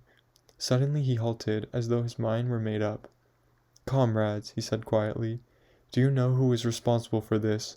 Do you know the enemy who has come in night and overthrown our windmill? Snowball!" he suddenly roared in a voice of thunder. "Snowball has done this thing, in sheer malignity, thinking to set back our plans and avenge himself for his ignominious falchion. This traitor has kept here under the cover of night, and destroyed our work of nearly a year. Comrades, here and now I pronounce the death sentence upon Snowball, animal hero second class, and a half bushel of any apples who brings justice to him, a full bushel to anyone captures him alive." The animals were shocked beyond measure to learn that even Snowball could be guilty of such an action.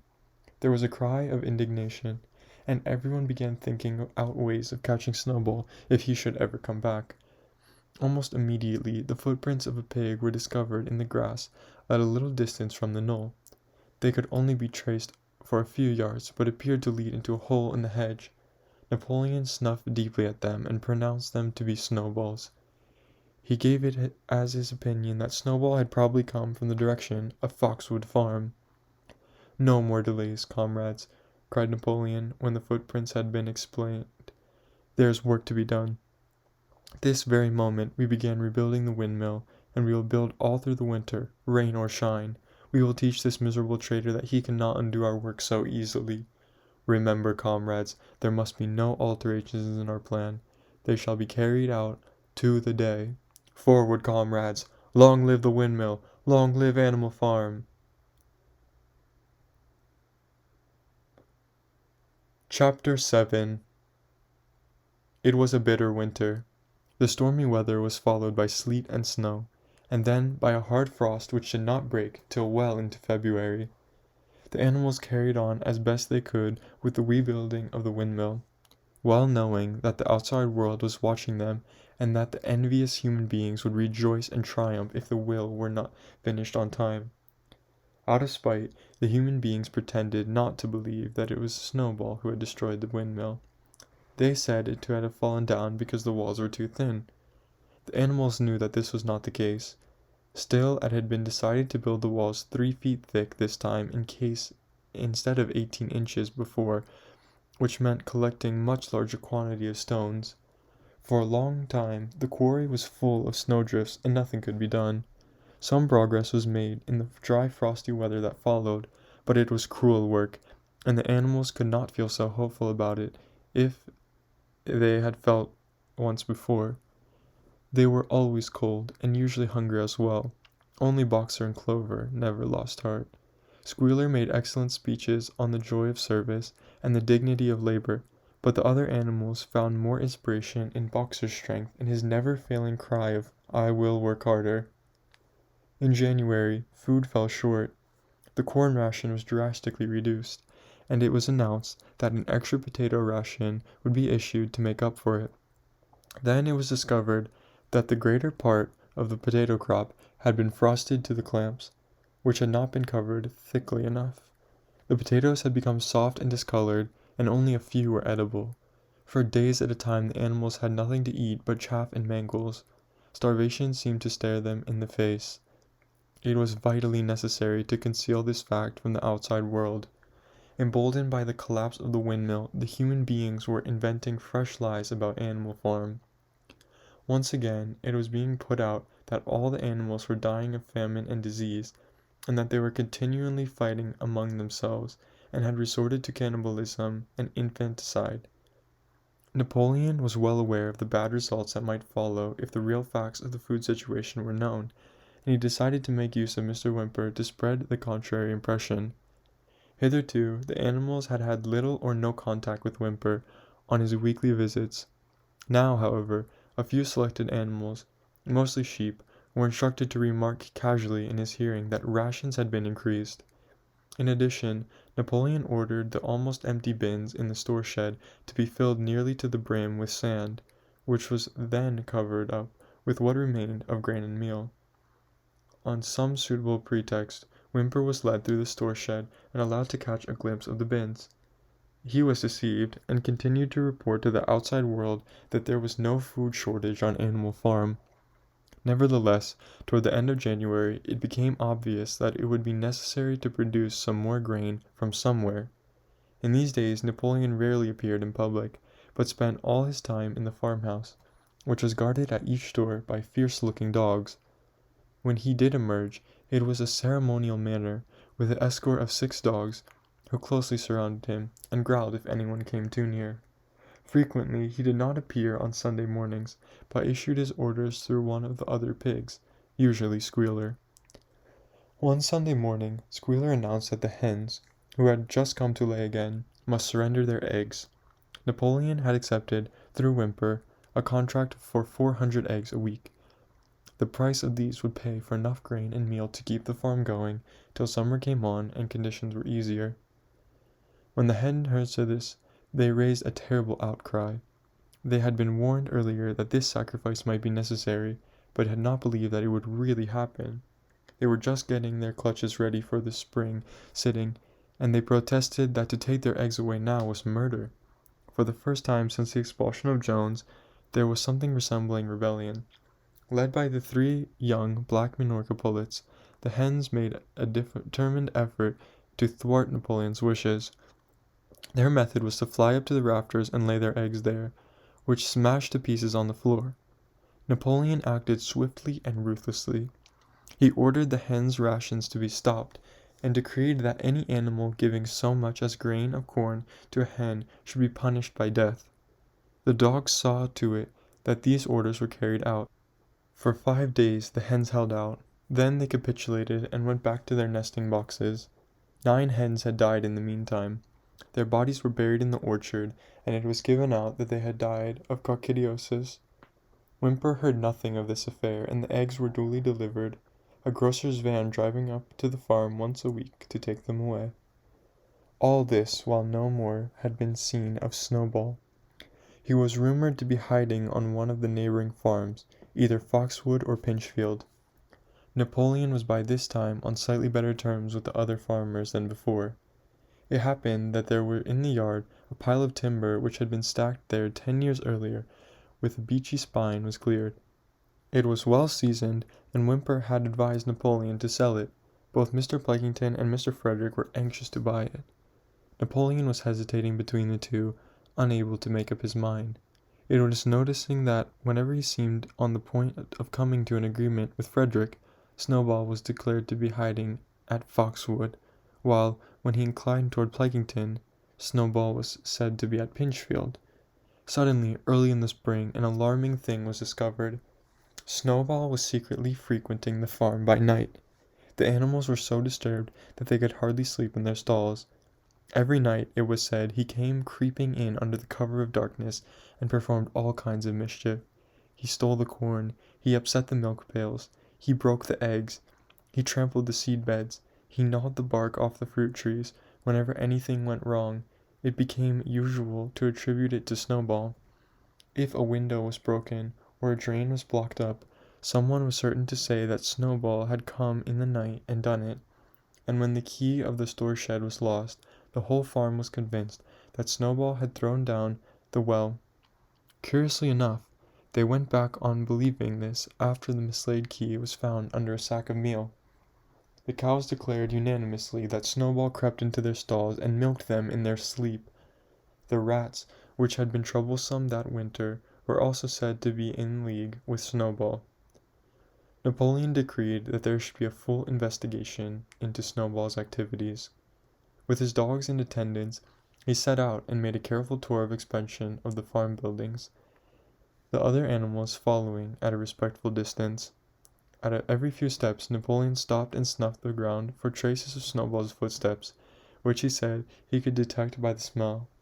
He snuffed in every corner, in the barn, in the cowshed, in the henhouses, in the vegetable garden, and found traces of Snowball almost everywhere.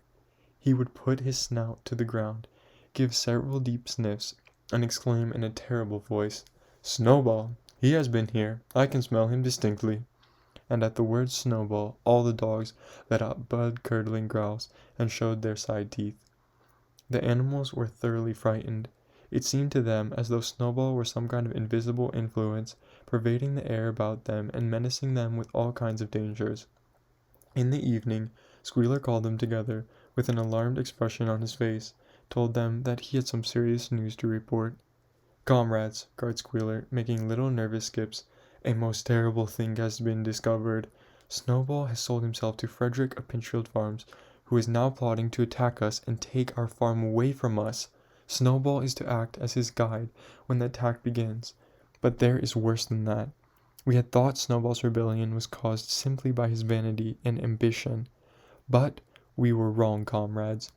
Do you know what the real reason was? Snowball was in league with Jones from the very start. He was Jones's secret agent the whole time. It had been proved by documents which he left behind him and which he had only just discovered. To my mind, this explains a great deal, comrades. Did we not see for ourselves how he attempted, fortunately without success, to get us defeated and destroyed at the Battle of Cowshed? The animals were stupefied. This was a wickedness far outdoing Snowball's destruction of the windmill, but it was some minutes before they could fully take it in. They all remembered, or thought they remembered, how they had seen Snowball charging ahead of them at the Battle of the Cowshed, how he had railed and encouraged them at every turn, and how he had not paused for an instant even when the pellets from Jones's gun had wounded back. At first it was a little difficult to see how this fitted in with being on Jones's side. Even Boxer, who seldom asked questions, was puzzled. He lay down, tucked his forehoofs beneath him, shut his eyes, and with a hard effort managed to formulate his thoughts. "I do not believe that," he said. "Snowball fought bravely at the Battle of the Cowshed. I saw him myself. Did we not give him Animal Hero First Class immediately afterwards?" "That was our mistake, comrade, for we now know, it was all written down in the secret documents that we have found, that in reality he was trying to lure us into our doom." "But he was wounded," said Boxer. "We all saw him running with blood." "That was part of the arrangement," cried Squealer. "Jones's shot only grazed him. I could show you this in his own writing if you were able to read it. The plot was for Snowball, at the critical moment, to give the signal for flight and leave the field to the enemy, and he very nearly succeeded. I will even say, comrades, he would have succeeded if not had been for our heroic leader, Comrade Napoleon. Do you not remember how, just at the moment when Jones and his men had got inside, Snowball turned and fled, and many animals followed him? And do you not remember, too, that it was just at that moment, when panic was spreading and all seemed lost, that Comrade Napoleon sprang forward with a cry of 'Death to humanity!' and sank his teeth into Jones's leg? Surely you remember that, comrades," exclaimed Squealer, frisking from side to side. Now, when Squealer described this scene so graphically, it seemed to the animals that they did remember it. At any rate, they remembered that at the critical moment of the battle Snowball had turned to flee. But Boxer was still a little uneasy. "I do not believe that Snowball was a traitor at the beginning," he said finally. "What he has done since is different, but I believe that at the Battle of the Cowshed he was a good comrade."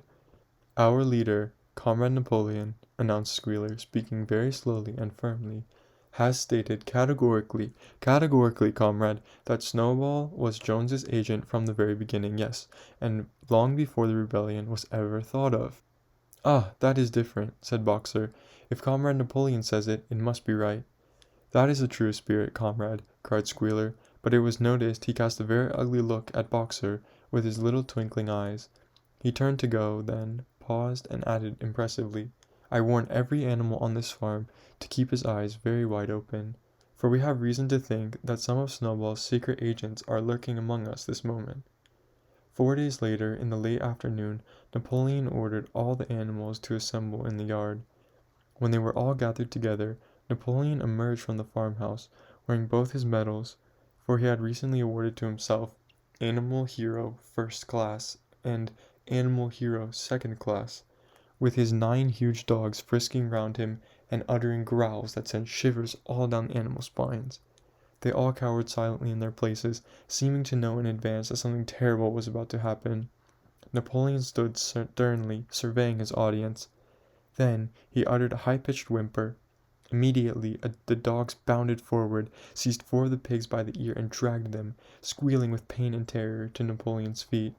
The pigs' ears were bleeding, the dogs had tasted blood, and for a few moments they appeared to go quite mad. To the amazement of everybody, 3 of them flung themselves upon Boxer. Boxer saw them coming, and put his great hoof, caught a dog in midair, and pinned him to the ground. The dog shrieked for mercy, and the other 2 fled with their tails between their legs. Boxer looked at Napoleon, to know whether he should crush the dog to death or let it go. Napoleon appeared to change countenance, and sharply ordered Boxer to let go of the dog, whereat Boxer lifted his hoof, and the dog slunk away, bruised and howling. Presently the tumult died down. The 4 pigs waited, trembling with guilt written on every line of their countenances. Napoleon now called upon them to confess their crimes. They were the same 4 pigs as had protested when Napoleon abolished the Sunday meetings. Without any further prompting, they confessed that they had been secretly in touch with Snowball ever since his expulsion, that they had collaborated with him in destroying the windmill, and that they had entered into agreement with him overhand over Animal Farm to Mr. Frederick. They added that Snowball had privately admitted to them that he had been Jones's secret agent for the past years. When they had finished their conversation, the dogs promptly tore out their throats, and in a terrible voice Napoleon demanded whether any animal had anything to confess. The 3 hens who had been the ringleaders in the attempted rebellion over the eggs now came forward and stated that Snowball had appeared to them in a dream and incited that they disobey Napoleon's orders. They too were slaughtered. Then a goose came forward and confessed of having 6 ears of corn during the last year's harvest and eaten them during the night. Then a sheep confessed to having urinated in the drinking pool, urged to do this, so she said, by Snowball, and 2 other sheep confessed to having murdered an old ram, especially devout follower of Napoleon, by chasing him round and round a bonfire, and then he was suffering from a cough. They were all slain on the spot. And so the tale of confessions and executions went on, until there was a pile of corpses lying before Napoleon's feet, and the air was heavy with the smell of blood, which had been unknown there since the expulsion of Jones. When it was all over, the remaining animals, except for the pigs and dogs, crept away in a body. They were shaken and miserable. They did not know which was more shocking, the treachery of the animals who had leagued themselves with Snowball, or the cruel retribution they had just witnessed. In the old days there had been scenes of bloodshed equally terrible, but it seemed to all of them that it was far worse now than it was happening among themselves. Since Jones had left the farm until today, no animal had killed another animal. Not even a rat had been killed. They had made their way on to the little knoll where the half-finished windmill stood, and with one accord they all lay down, though huddling together for warmth. Clover, Muriel, Benjamin, the cows, the sheep, and a whole flock of geese and hens, everyone indeed except the cat, who had suddenly disappeared just before Napoleon ordered the animals to assemble. For some time nobody spoke. Only Boxer remained on his feet. He fidgeted to and fro, swishing his long black tail against his sides, and occasionally uttering a little whinny of surprise. Finally he said, "I do not understand it. I would not have believed that such things could happen on our farm. It must be due to some fault in ourselves. The solution, as I see it, is to work harder. From now onwards I shall get up a full hour earlier in the mornings." And he moved off at his lumbering trot and made for the quarry. Having gotten there, he collected 2 successive loads of stone and dragged them down to the windmill before retiring for the night. The animals huddled over Clover, not speaking. The knoll where they lay lying in the grave gave them a wide prospect across the countryside. Most of Animal Farm was within their view. A long pasture stretching down to the main road was hayfield, the spinney, the drinking pool, the plough fields where the young wheat was thick and green, and the red roofs of the farm building, with the smoke curling from the chimneys. It was a clear spring evening. The grass and the bursting hedges were gilded by the level rays of the sun. Never had the farm, and with a kind of surprise they remembered that it was their own farm, every inch of it their own property, appeared to the animals so desirable a place. As Clover looked down the hillside, her eyes filled with tears. If she could have spoken her thoughts, it would have been to say that this was not what they had aimed for when they had set themselves years ago to work for the overthrow of the human race. These scenes of terror and slaughter were not what they had first looked forward to on the night when old Major first stirred them to rebellion. If she herself had had any picture of the future, it had been of a society of animals set free from hunger and the whip, all equal, each working according to his capacity, the strong protecting of the weak, as she had protected the log brooding of the ducklings with her foreleg on the night of Major's speech. Instead, she did not know why, they had come to a time when no one dared to speak his mind, when fierce growling dogs roamed everywhere, and when you had to watch your comrades torn to pieces after confessing to shocking crimes. There was no thought of rebellion or disobedience in her mind. She knew that even as things were, they were far better off than they had been in the days of Jones, and that before all else was needful to prevent the return of the human beings. Whatever happened, she would remain faithful, work hard, carry out the orders that were given to her, and accept the leadership of Napoleon. But still, it was not for this that she and all the other animals had hoped and toiled. It was not for this that they had built the windmill and faced the bullets of Jones's gun. Such were her thoughts, though she lacked the words to express them. At last, feeling this to be in some way a substitute for the words she was unable to find, she began to sing Beasts of England. The other animals sitting round her took it up, and they sang it 3 times over, very tunefully, but slowly and mournfully, in a way they had never sung it before. They had just finished singing it for the 3rd time when Squealer, attended by 2 dogs, approached them with the air of having something important to say. He announced that by a special decree, Comrade Napoleon, Beasts of England had been abolished. From now onwards it was forbidden to sing it. The animals were taken aback. "Why?" cried Muriel. "It's no longer needed, comrade," said Squealer stiffly. "Beasts of England" was the song of rebellion, but the rebellion is now completed. The execution of the traitors this afternoon was the final act. The enemy, both internal and external, has been defeated. In Beasts of England we are expressed our longing for a better society in days to come, but that society has now been established. Clearly this song no longer has any purpose. Frightened though as they were, some of the animals might possibly have protested, but at this moment the sheep set up their usual bleating of 4 legs good, 2 legs bad, which went on for several minutes and put an end to the discussion. So Beasts of England was heard no more.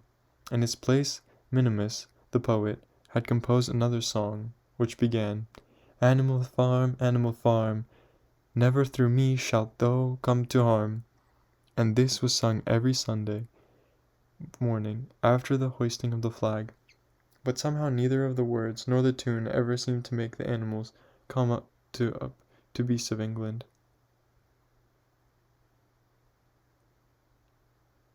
Chapter 8. A few days later, when the terror caused by the executions had died down, some of the animals remembered, or thought they remembered, that the 6th commandment decreed no animal shall kill any other animal, and though no one cared to mention it, in hearing of the dogs or pigs, it was felt that the killings which had taken place did not square with this. Clover asked Benjamin to read her the 6th commandment, and when Benjamin, as usual, said that he refused to meddle in such matters, she fetched Muriel. Muriel read the commandment for her. It rang, "No animal shall kill any other animal without cause." Somehow or other the last 2 words had slipped out of the animals' memory, but they saw now that the commandment had not been violated, for clearly there was good reason for killing the traitors who had leagued themselves with Snowball. Throughout the year the animals worked even harder than they had worked in the previous years to rebuild the windmill, with walls twice as thick as before, and to finish it by the appointed date, together with the regular farm work, was a tremendous labor.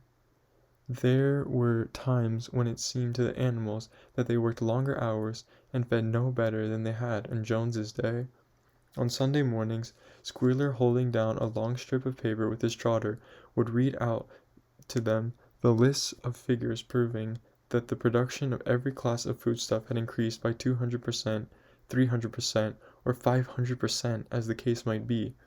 The animals saw no reason to disbelieve him, especially as they could no longer remember very clearly what the conditions had been like before the rebellion. All the same, there were days when they felt that would sooner have had less figures and more food. All orders were now issued through Squealer or one of the other pigs. Napoleon himself was not seen in public as often as once in a fortnight. When he did appear, he was attended not only by his retinue of dogs, but by a black cockerel who marched in front of him and acted as a kind of trumpeter, letting out a loud cock-a-doodle-doo before Napoleon spoke. Even in the farmhouse, it was said, Napoleon inhabited separate apartments from the others. He took his meals alone, with 2 dogs to wait upon him, and always ate from the Crown Derby dinner service, which had been in the glass cupboard in the drawing-room. It was also announced that the gun would be fired every year on Napoleon's birthday, as well as the other 2 anniversaries. Napoleon was now never spoke of as simply Napoleon. He was always referred to, in formal style, as our leader, Comrade Napoleon, and the pigs liked to invent for him such titles as Father of all animals, Terror of mankind, Protector of the sheepfold, Duckling's friend, the like. In the speeches, Squealer would talk with the tears rolling down his cheeks of Napoleon's wisdom, the goodness of his heart, and the deep love he bore to all animals everywhere, even and especially the unhappy animals who still lived in ignorance and slavery on other farms. It had become usual to give Napoleon the credit for successful achievement and every stroke of good fortune. You would often hear one hen remark to another, "Under the guidance of our leader, Comrade Napoleon, I have laid 5 eggs in 6 days," or 2 cows enjoying a drink at the pool would exclaim, "Thanks to the leadership of Comrade Napoleon, how excellent this water tastes." The general feeling on the farm was well expressed in a poem entitled Comrade Napoleon, which was composed by Minimus, and ran which as follows: "Friend of fatherless, fountain of happiness, Lord of the swill bucket, oh how my soul is on fire when I gaze at thee, calm and commanding eye, like the sun in the sky. Comrade Napoleon, thou art the giver of all that the creatures love. Full belly twice a day, clean straw to roll upon. Every beast, great or small, sleeps at peace in his stall. Thou watchest over all, Comrade Napoleon. Had I a sucking pig, ere he had grown as a big, even as a pint bottle or as a rolling pin, he should have learned to be faithful and true to thee. Yes, his first squeak should be, Comrade Napoleon." Napoleon approved of this poem and caused it to be inscribed on the wall of the big barn at the opposite end of the 7 Commandments. It was surmounted by a portrait of Napoleon, in profile, executed by Squealer in white paint. Meanwhile, through the agency of Whymper, Napoleon was engaged in complicated negotiations with Frederick and Pilkington. The pile of timber was still unsold. Of the two, Frederick was the more anxious to get a hold of it, but he would not offer a reasonable price. At the same time there were renewed rumors that Frederick and his men were plotting to attack Animal Farm and to destroy the windmill, the building of which had aroused furious jealousy in him. Snowball was known to be still sulking on the Pinchfield farm. In the middle of the summer, the animals were alarmed to hear that 3 hens had come forward and confessed that, inspired by Snowball, they had entered into a plot to murder Napoleon. They were executed immediately, and fresh precautions for Napoleon's safety were taken. 4 dogs guarded his bed at night, 1 at each quarter, and a young pig named Pink Eye was given the task of tasting all his food before he ate it, lest it should be poisoned. At about the same time it was given out that Napoleon had arranged to sell the pile of timber to Mr. Pilkington. He was also going to enter into a regular agreement for the exchange of certain products between Animal Farm and Foxwood. The relations between Napoleon and Pilkington, though they were only conducted through Whymper, were now almost friendly. The animals distrusted Pilkington as a human being, but greatly preferred him to Frederick, whom they both feared and hated. As the summer wore on, and the windmill neared completion, the rumors of an impending treacherous attack grew stronger and stronger. Frederick, it was said, intended to bring against them 20 men all armed with guns, and he had already bribed the magistrates and police so that he could once get a hold of the title deeds of Animal Farm and they would ask no questions. Moreover, terrible stories were leaking out from Pinchfield about the cruelties that Frederick practiced upon his animals. He had flogged an old horse to death, and he starved his cows. He had killed a dog, and throwing it into the furnace, he amused himself in the evenings by making cocks fight with splinters of razor blood tied to their spurs. Animals' blood boiled with rage when they heard of these things being done to their comrades, and some of them clamored to be allowed to go out into the body and attack Pinchfield Farm, drive out the humans, and set the animals free. But Squealer consoled them into avoiding rash actions and trust in Comrade Napoleon's strategy. Nevertheless, feeling against Frederick continued to run high. One Sunday morning, Napoleon appeared in the barn and explained that he had any time contemplated selling the pile of timber to Frederick. He considered it beneath his dignity, he said, to have dealings with scoundrels of that description. The pigeons who were still sent out to spread tidings of the rebellion were forbidden to set foot anywhere on Foxwood. and were also ordered to drop their former slogan of "Death to Humanity" in favor of "Death to Frederick." In the late summer, yet another of Snowball's machinations was laid bare. The wheat crop was full of weeds, and it was discovered that on one night of his nocturnal visits Snowball had mixed weeds and seeds of the seed corn. A gander who had been privy to the plot had confessed his guilt to Squealer, and immediately committed suicide by swallowing deadly nightshade berries. The animals now also learned that Snowball had never, as many of them had believed hitherto, received the order of Animal Hero, First Class. This was merely a legend which had been spread some time after the Battle of the Cowshed by Snowball himself. So far from being decorated, he had been censured from showing cowardice in the battle. Once again, some of the animals heard this with a certain bewilderment, but Squealer was soon able to convince them that their memories had been at fault. In the autumn, by a tremendous exhausting effort, for the harvest had to be gathered at almost the same time, the windmill was finished. The machinery had still to be installed, and Whymper was negotiating the purchase of it, but the structure was completed. In the teeth of every difficulty, in spite of inexperience, of primitive implements, of bad luck and Snowball's treachery, the work had been finished punctually to the very day.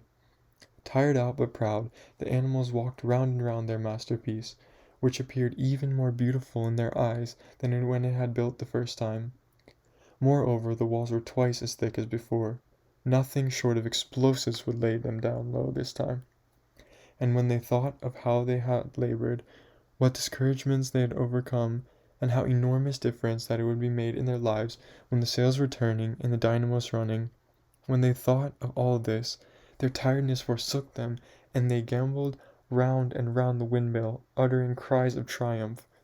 Napoleon himself, attended by his dogs and his cockerel, came down to inspect the completed work. He personally congratulated the animals on their achievement, and announced that the mill would be named Napoleon Mill. 2 days later the animals were called together for a special meeting in the barn. They were struck dumb with surprise when Napoleon announced that he had sold the pile of timber to Frederick. Tomorrow Frederick's wagons would arrive and begin carting it away. Throughout the whole period of his seeming friendship with Pilkington, Napoleon had really been in secret agreement with Frederick. All relations with Foxwood had been broken off, insulting messages had been sent to Pilkington, the pigeons had been told to avoid Pinchfield Farm, to alter their slogan from "Death to Frederick" to "Death to Pilkington." At the same time, Napoleon assured the animals that the stories of an impending attack on Animal Farm were completely untrue, and that the tales about Frederick's cruelty to his own animals had been greatly exaggerated. All these rumors had probably originated with Snowball and his agents. It now appeared that Snowball was not, after all, hiding on Pinchfield Farm, and in fact had never been there in his life, and he was living in considerable luxury, so it was said, at Foxwood, and had in reality been a pensioner of Pilkington for the past years. The pigs were in ecstasies over Napoleon's cunnings. By seeming to be friendly with Pilkington, he had forced Frederick to raise his price by £12. By the superior quality of Napoleon's mind, said Squealer, was shown in the fact that he trusted nobody, not even Frederick. Frederick had wanted to pay for the timber with something called a check, which it seemed to was a piece of paper with a promise to pay written upon it, but Napoleon was too clever for him. He had demanded payment in real £5 notes, which were to be handed over before the timber was removed. Already Frederick had paid up, and the sum he had paid was just enough to buy the machinery for the windmill.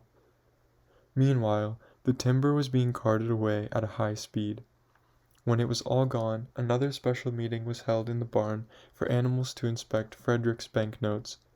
Smiling beneficently, and wearing both his decorations, Napoleon reposed on a bed of straw from the platform, with money at his side, neatly piled on a china dish from the farmhouse kitchen. The animals filed slowly past, and each gazed his fill, and Boxer put out his nose to sniff at the banknotes, and the flimsy white thing stirred and rustled in his breath. 3 days later there was a terrible hullabaloo. Whimper, his face deadly pale, came racing up to the path on his bicycle, flung it down in the yard, and rushed straight into the farmhouse. The next moment a choking roar of rage sounded from Napoleon's apartments. The news of what happened sped round the farm like wildfire. The banknotes were forgeries. Frederick had got the timber for nothing. Napoleon called the animals together immediately, and in a terrible voice pronounced the death sentence upon Frederick. When captured, he said, Frederick should be boiled alive, and at the same time he warned them that after his treacherous deed the worst was to be expected. Frederick and his men might make their long-expected attack at any moment. Sentinels were placed at all the approaches to the farm. In addition, 4 pigeons were sent to Foxwood with a conciliatory message, which it hoped might re-establish good relations with Pilkington. The very next morning the attack came. The animals were at breakfast when the lookouts came racing in with the news that Frederick and his followers had already come through the 5-barred gate. Boldly enough the animals sailed forth to meet them, but this time they did not have the easy victory that they had had in the Battle of the Cowshed.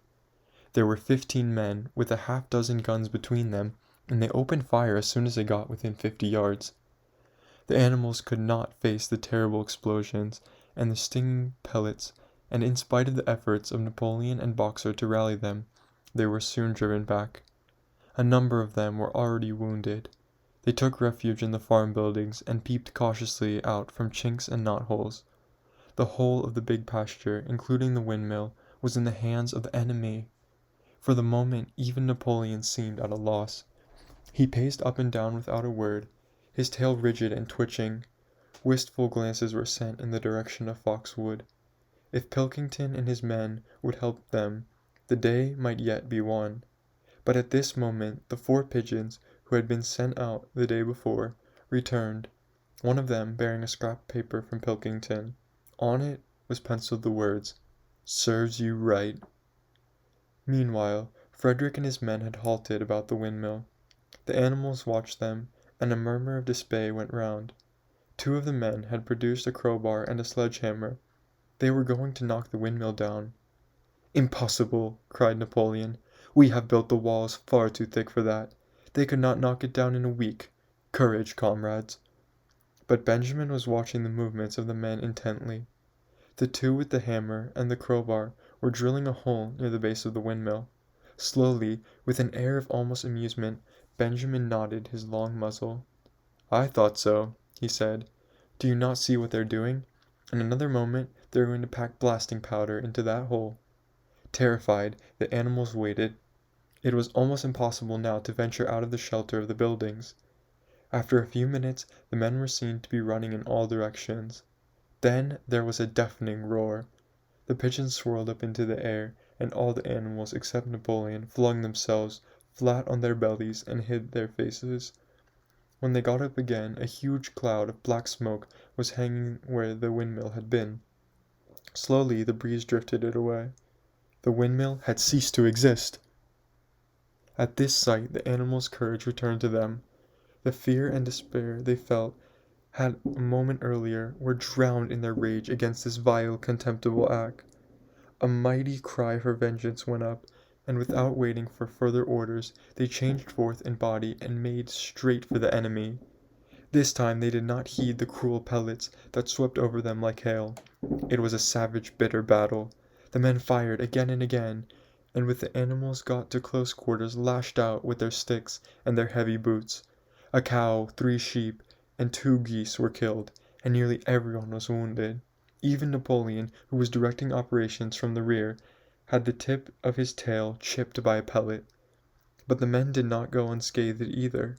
3 of them had their heads broken by blows from Boxer's hoof. Another was gored in the belly by the cow's horn. Another had his trousers nearly torn off by Jessie and Bluebell. And when the 9 dogs of Napoleon's own bodyguard, whom had instructed to make a detour under cover of the hedge, suddenly appeared on the men's flank, baying ferociously, panic overtook them. They saw that they were in danger of being surrounded. Frederick shouted to his men to get out while the good was going, and the next moment the cowardly enemy was running for dear life. The animals chased them right down to the bottom of the field, and got in some last kicks as they forced their way through the thorn hedge. They had won, but they were weary and bleeding. Slowly they began to limp backwards toward the farm. The sight of their dead comrades stretched upon the grass moved some of them to tears, and for a little while they halted in sorrowful silence at the palace where Windmill had once stood. Yes, it was gone. Almost the last trace of their labor was gone. Even the foundations were partially destroyed, and in rebuilding it they could not this time, as before, make use of the fallen stones. This time the stones had vanished too. The force of the explosion had flung them to distances of hundreds of yards. It was as though the windmill had never been. As they approached the farm, Squealer, who had unaccountably been absent during the fighting, came skipping toward them, whisking his tail and beaming with satisfaction, and the animals heard, from the direction of the farm buildings, the solemn booming of a gun. "What is the firing for?" said Boxer. "To celebrate our victory," cried Squealer. "What victory?" said Boxer. His knees were bleeding, he had lost a shoe and split his hoof, and a dozen pellets had lodged themselves in his hind leg. "What victory, comrade? Have we not driven the enemy off our soil, the sacred soil of Animal Farm? But they have destroyed our windmill, and we had worked on it for 2 years. What matter? We will build another windmill. We will build 6 windmills if we feel like it. You do not appreciate, comrade, the mighty thing we have done. The enemy was in occupation of this very ground that we stand upon, and now, thanks to the leadership of Comrade Napoleon, we have won every inch of it back again." "Then we have won back what we had before," said Boxer. "That is our victory," said Squealer. They limped into the yard. The pellets under their skin of Boxer's legs smarted painfully. He saw ahead of him the heavy labor of rebuilding the windmill from the foundations, and already in imagination he braced himself for the task. But for the first time it occurred to him that he was 11 years old, and that perhaps his great muscles were not quite what they had once been. But when the animals saw the green flag flying, and heard the gun firing again, 7 times it was fired in all, and heard the speech that Napoleon made, congratulating them on their conduct, it did seem to them after all that they had won a great victory. The animals slain in the battle were given a solemn funeral. Boxer and Clover pulled the wagon which served as a hearse, and Napoleon himself walked at the head of the procession. 2 whole days were given over to celebrations. There were songs, speeches, and more firing of the gun, and a special gift of an apple was bestowed on every animal, with 2 ounces of corn for each bird and 3 biscuits for each dog. It was announced that the battle would be called the Battle of the Windmill, and that Napoleon had created a new decoration, the Order of the Green Banner, which he had conferred upon himself. In the general rejoicings, the unfortunate affair of the banknotes was forgotten. It was a few days later than this that the pigs came upon a case of whiskey in the cellars of the farmhouse. It had been overlooked at the time when the house was first occupied. That night there came from the farmhouse the sound of loud singing, in which, to everyone's surprise, the strains of Beasts of England were mixed up. At about 9:30, Napoleon, wearing an old bowler hat of Mr. Jones's, was distinctly seen to emerge from the back door, gallop rapidly around the yard, and disappear indoors again. But in the morning a deep silence hung over the farmhouse. Not a pig appeared to be stirring. It was nearly 9 o'clock. When Squealer made his appearance, walking slowly and dejectedly, his eyes dull, his tail hanging limply behind him, and with every appearance of being seriously ill, he called to the animals together, and told them that he had a terrible piece of news to impart. Comrade Napoleon was dying. A cry of lamentation went up. Straw was laid down outside the doors of the farmhouse, and the animals walked on tiptoe.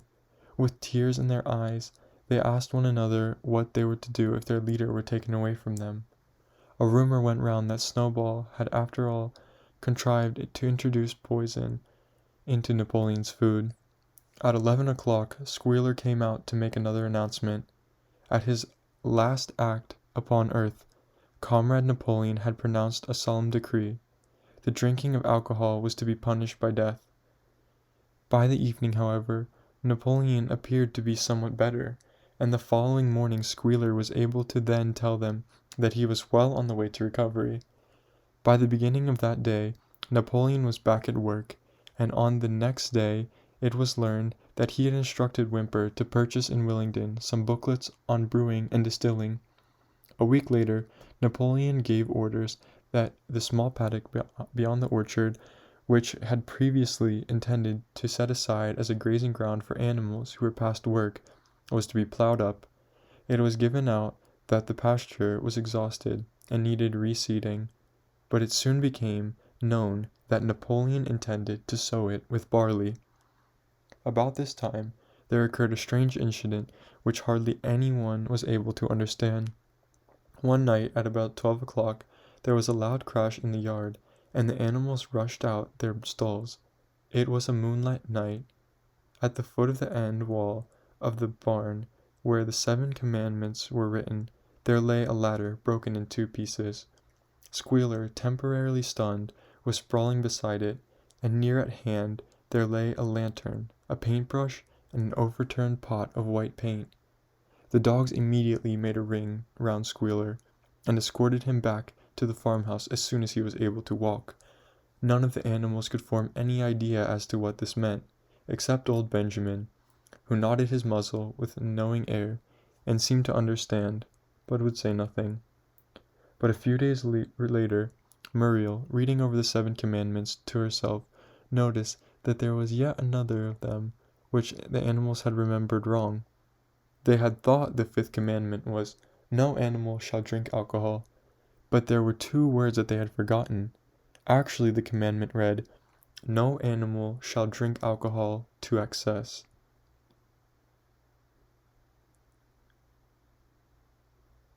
Chapter 9. Boxer's split hoof was a long time in healing. They had started the rebuilding of the windmill the day after the victory celebrations were ended. Boxer refused to take off even a day of work, and made it a point of honor not to let it be seen that he was in pain. In the evenings he would admit privately to Clover that the hoof troubled him a great deal. Clover treated the hoof with poultices of herbs, which she prepared by chewing them, and both she and Benjamin urged Boxer to work less hard. "A horse's lungs do not last forever," she said to him, but Boxer would not listen. He had, he said, only one real ambition left, to see the windmill well under way before he reached the age of retirement. At the beginning, when he saw the laws of Animal Farm were first formulated, the retiring age had been fixed for horses and pigs at 12, for cows 14, for dogs at 9, for sheep at 7, and for hens and geese at 5. Liberal old age pensions had been agreed upon. As yet no animal had actually reached retired on pension, but of late the subject had been discussed more and more.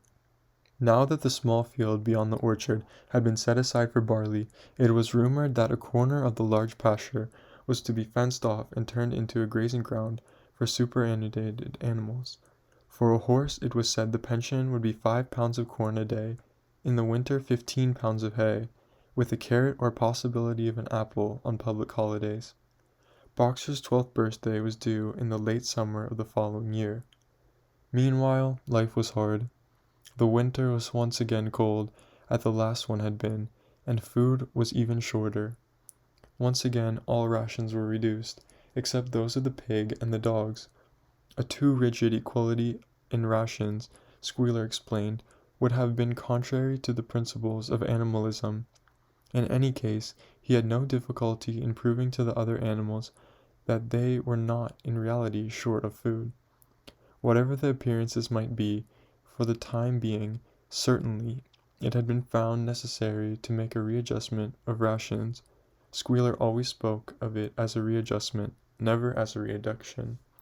But in comparison with the days of Jones, the improvement was enormous.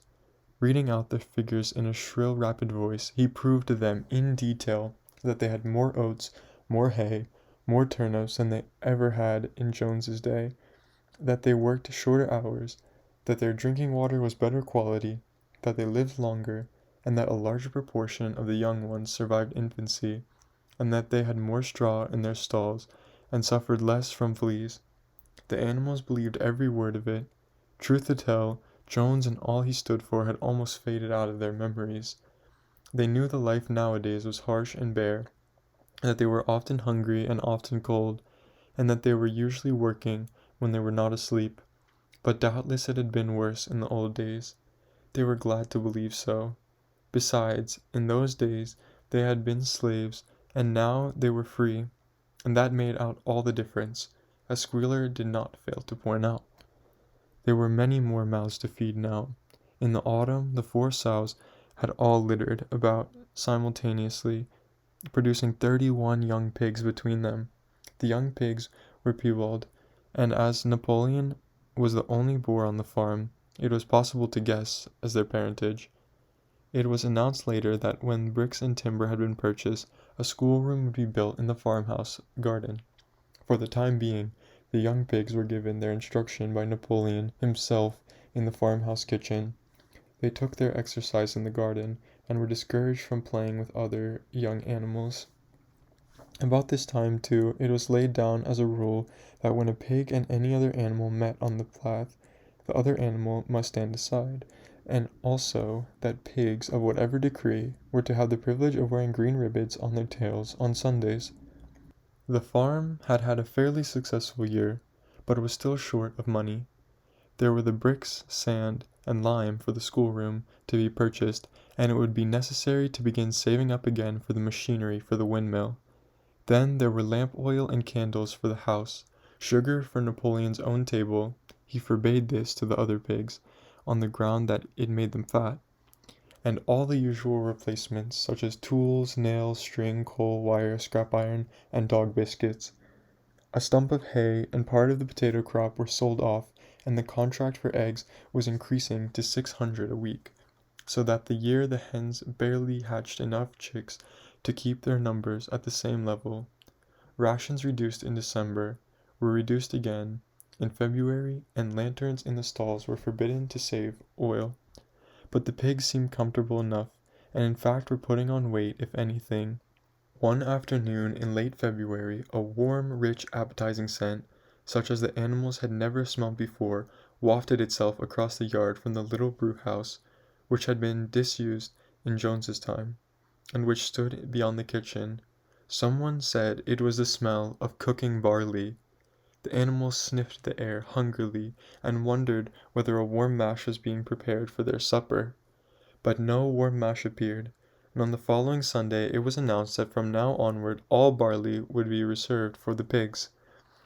The field beyond the orchard had already been sown with barley, and the news soon leaked out that every pig was now receiving a ration of a pint of beer daily, with a half-gallon for Napoleon himself, which was always served to him in the Crown Derby soup tureen. But if there were hardships to be borne, they were partly offset by the fact that life nowadays had a greater dignity than it had before.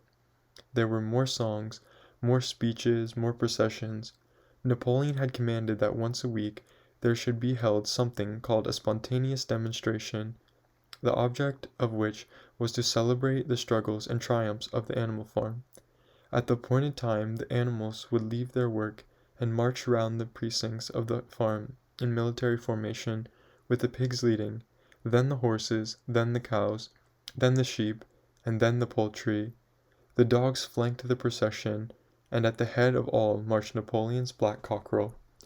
Boxer and Clover always carried between them a green banner marked with the hoof and the horn, and the caption, "Long live Comrade Napoleon!"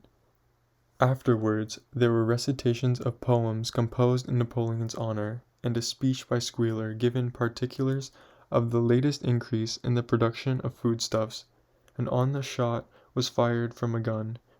The sheep were the greatest devotees of the spontaneous demonstration, and if anyone complained, as few animals sometimes did when no pigs or dogs were near, that they wasted time and meant a lot of standing about in the cold, the sheep were sure to silence them with a tremendous bleating of 4 legs good, 2 legs bad. But by and large the animals enjoyed these celebrations.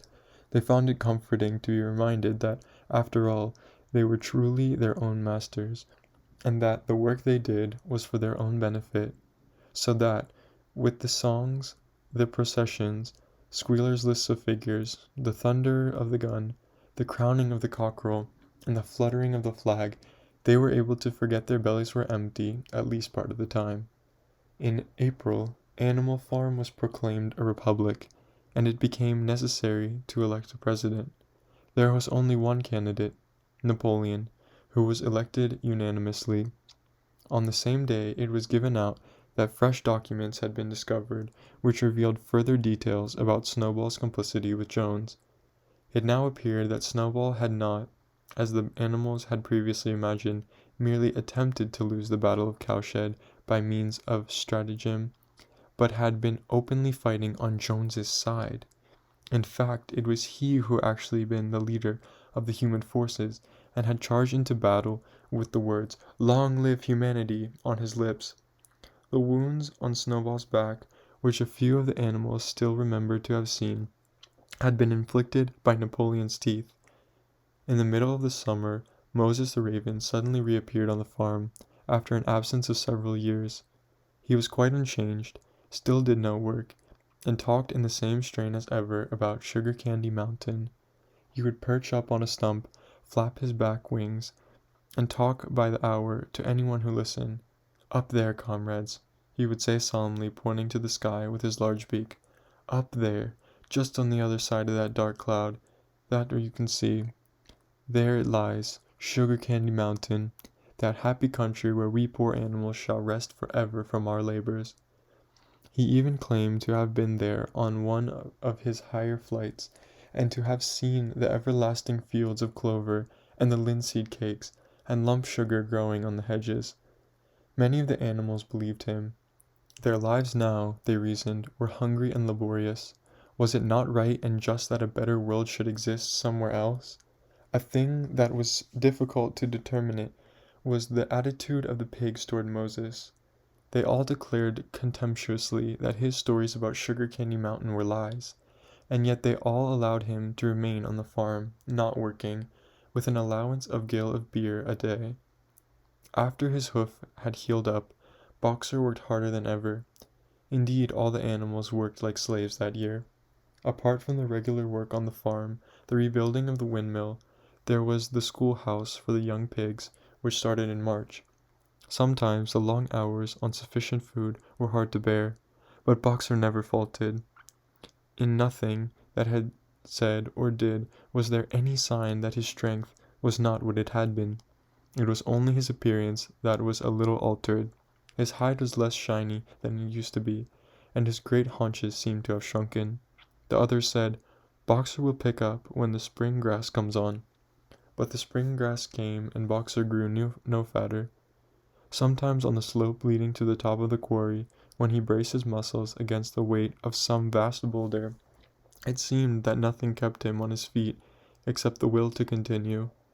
At such times his lips were seen to form the words, "I will work harder." He had no voice left. Once again, Clover and Benjamin warned him to take care of his health, but Boxer paid no attention. His 12th birthday was approaching. He did not care what happened so long as a good store of stone was accumulated before he went on pension. Late one evening in the summer, a sudden rumor ran around the farm that something had happened to Boxer. He had gone out along to drag a load of stone down the windmill, and sure enough, the rumor was true. A few minutes later, 2 pigeons came racing in with the news, "Boxer has fallen. He's lying on his side and he can't get up." About half the animals on the farm rushed out to the knoll where the windmill stood. There lay Boxer, between the shafts of the cart, his neck stretched out, unable even to raise his head. His eyes were glazed, his sides mounted with sweat. A thin stream of blood had trickled out of his mouth. Clover dropped to her knees at his side. "Boxer!" she cried. "How are you?" "It's my lung," said Boxer in a weak voice. "Does not matter. I think you will be able to finish the windmill without me. There's a pretty good store of stone accumulated. I had only another month to go in any case. I tell you the truth, I've been looking forward to retirement, and perhaps, as Benjamin is growing old too, they will let him retire at the same time, and be a companion to me." "We must get help at once," said Clover. "Run, somebody, and tell Squealer what has happened." All the other animals immediately raced back to the farmhouse to give Squealer the news. Only Clover remained, and Benjamin, who lay down at Boxer's side, and without speaking, kept the flies off him with his long tail. After about a quarter of an hour, Squealer appeared, full of sympathy and concern.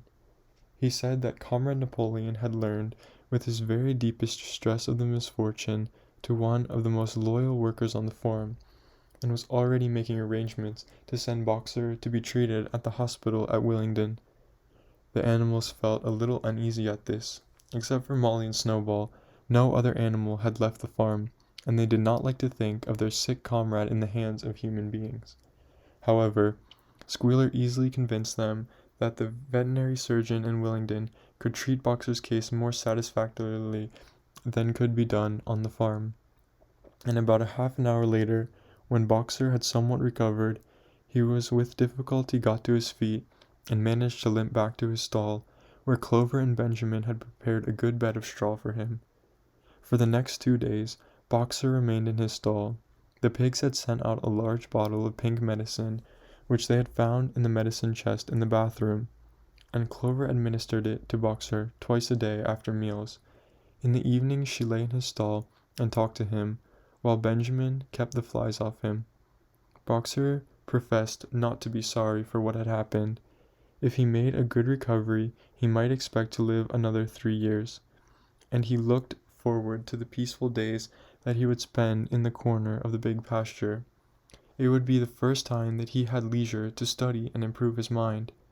He intended, he said, to devote the rest of his life to learning the remaining 22 letters of the alphabet. However, Benjamin and Clover could only be with Boxer after working hours, and it was in the middle of the day when the van came to take him away. The animals were all at work, weeding turnips under the supervision of a pig, when they were astonished to see Benjamin come galloping from the direction of the farm buildings, braying at the top of his voice. It was the first time they had ever seen Benjamin excited. Indeed, it was the first time anyone had seen him gallop. "Quick, quick," he shouted. "Come at once. They're taking Boxer away." Without waiting for the orders of the pig, the animals broke off work and raced back to the farm buildings.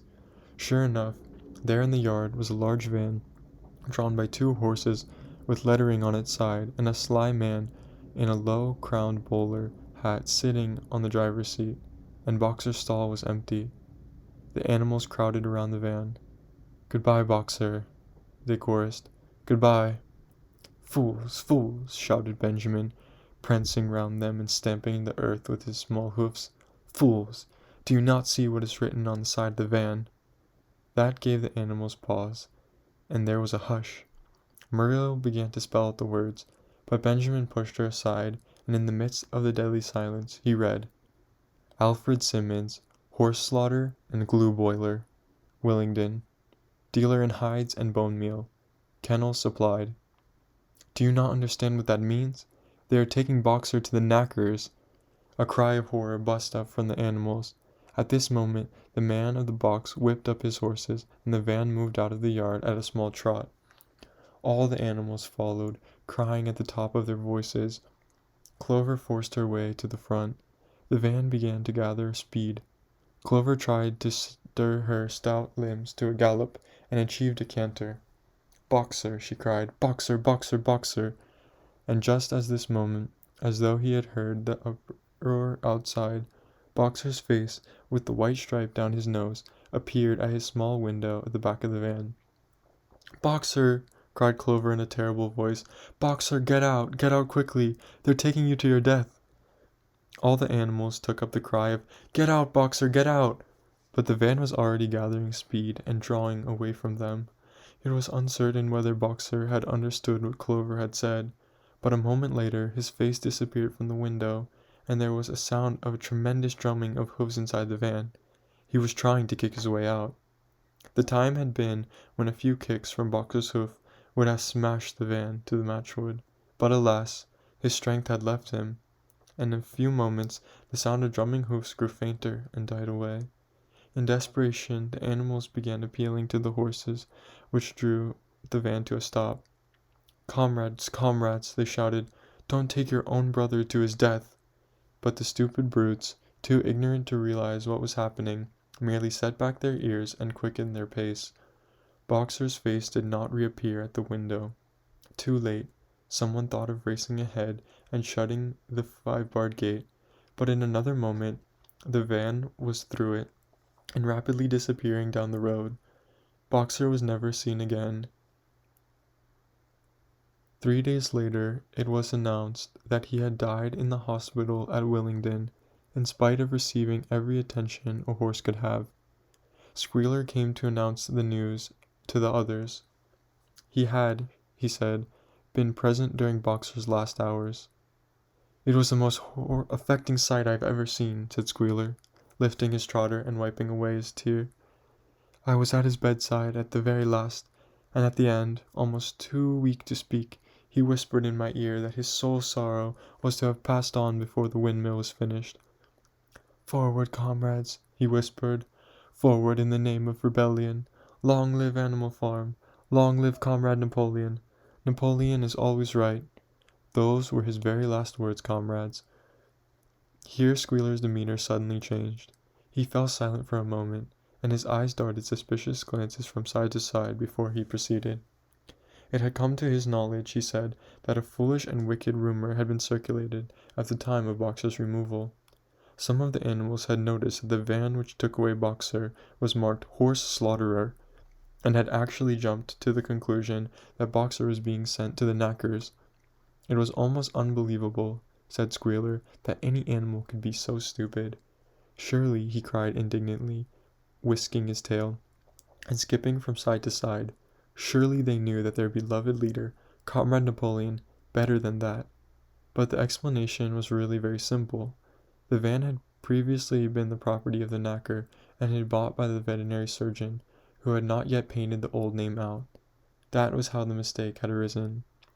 The animals were enormously relieved to hear this, and when Squealer went on to give further graphic details of Boxer's deathbed, the admirable care he had received, and the expensive medicines for which Napoleon had paid without a thought as to the cost, their last doubts disappeared, and the sorrow they felt for their comrade's death was tempered by the thought that at least he died happy.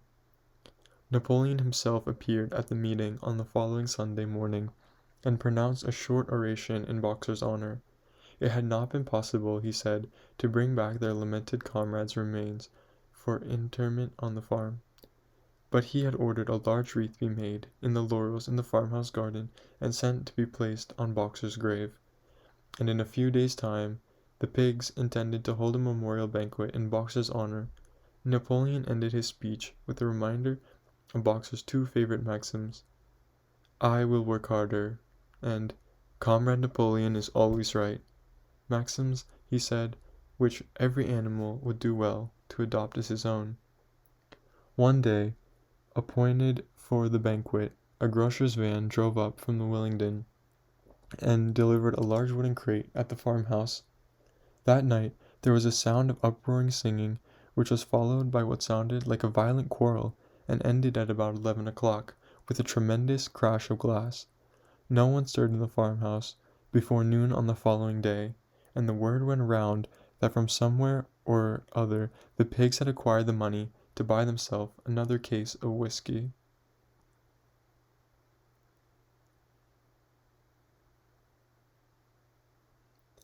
Chapter 10. Years passed. The seasons came and went. The short animal lives fled by. A time came when there was no one who remembered the old days before the rebellion, except Clover, Benjamin, Moses the raven, and a number of pigs. Muriel was dead. Bluebell, Jessie, and Pincher were dead. Jones, too, was dead.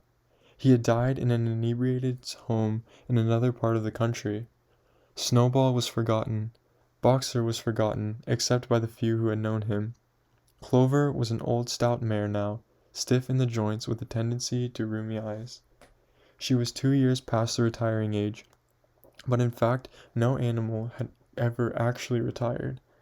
The talk of setting aside a corner of the pasture for superannuated animals had long been since dropped. Napoleon was now a mature boar of 24 stone. Squealer was so fat that he could with difficulty see out of his own eyes. Only old Benjamin was much the same as ever, except for being a little grayer about the muzzle, and, since Boxer's death, the more morose and taciturn than ever. There were many more creatures on the farm now, though the increase was not so great as had been expected in earlier years. Many animals had been born to whom the rebellion was only a dim tradition passed on by word of mouth, and the others had been bought who had never heard mention of such a thing before their arrival. The farm possessed 3 horses now besides Clover. They were fine upstanding beasts, willing workers, and good comrades, but very stupid. None of them proved able to learn the alphabet beyond the letter B. They accepted everything they were told about the rebellion and the principles of animalism, except for Clover, whom they had almost a filial respect, but it was doubtful whether they understood very much of it. The farm was more prosperous now, and better organized. It had even been enlarged by 2 fields which had been bought from Mr. Pilkington's farm. The windmill had been successfully completed at last, and the farm possessed a threshing machine and a hay elevator of its own, and various new buildings had been added to it. Whymper had bought himself a dog-cart. The windmill, however, had not after all been used for generating electrical power. It was used for milling corn, and brought in a handsome money profit. The animals were hard at work building yet another windmill. When that one was finished, so it was said, the dynamos would be installed. But the luxuries of which Snowball had once taught the animals to dream, the stalls with electric and hot and cold water, and the 3-day week, were no longer talked about. Napoleon had denounced such ideas as contrary to the spirit of animalism. The truest happiness, he said, lay in working hard and living frugally. Somehow it seemed as though the farm had grown richer without making the animals themselves any richer, except, of course, for the pigs and the dogs. Perhaps this was partly because there were so many pigs and so many dogs. It was not that these creatures did not work after their fashion. There was, as Squealer was never tired of explaining, endless work in the supervision and organization of the farm. Much of this work was of a kind that the other animals were too ignorant to understand. For example, Squealer told them that the pigs had to expend enormous labors every day upon mysterious things called files, reports, minutes, and memoranda. These were large sheets of paper which had to be closely covered with writing, and as soon as they were covered, they were burnt in the furnace. This was of the highest importance for the welfare of the farm, Squealer said, but still, neither pigs nor dogs produced any food by their own labor, and there were many of them, and their appetites always good. As for the other, their life, so far as they knew, was always drawn had been. They were generally hungry. They slept on straw. They drank from the pool. They labored in the fields. In winter they were troubled by the cold, and in summer by the flies. Sometimes the older ones among them racked their dim memories, and tried to determine whether in the early days of the rebellion, when Jones's expulsion was still recent, things had been better or worse than now. They could not remember. There was nothing with which they could compare their present lives. They had nothing to go upon except Squealer's lists of figures, which invariably demonstrated that everything was getting better and better. The animals found the problem insoluble. In any case, they had little time for speculating on such things now. Only old Benjamin professed to remember every detail of his long life, and to know that things had never been, nor ever could be, much better or much worse.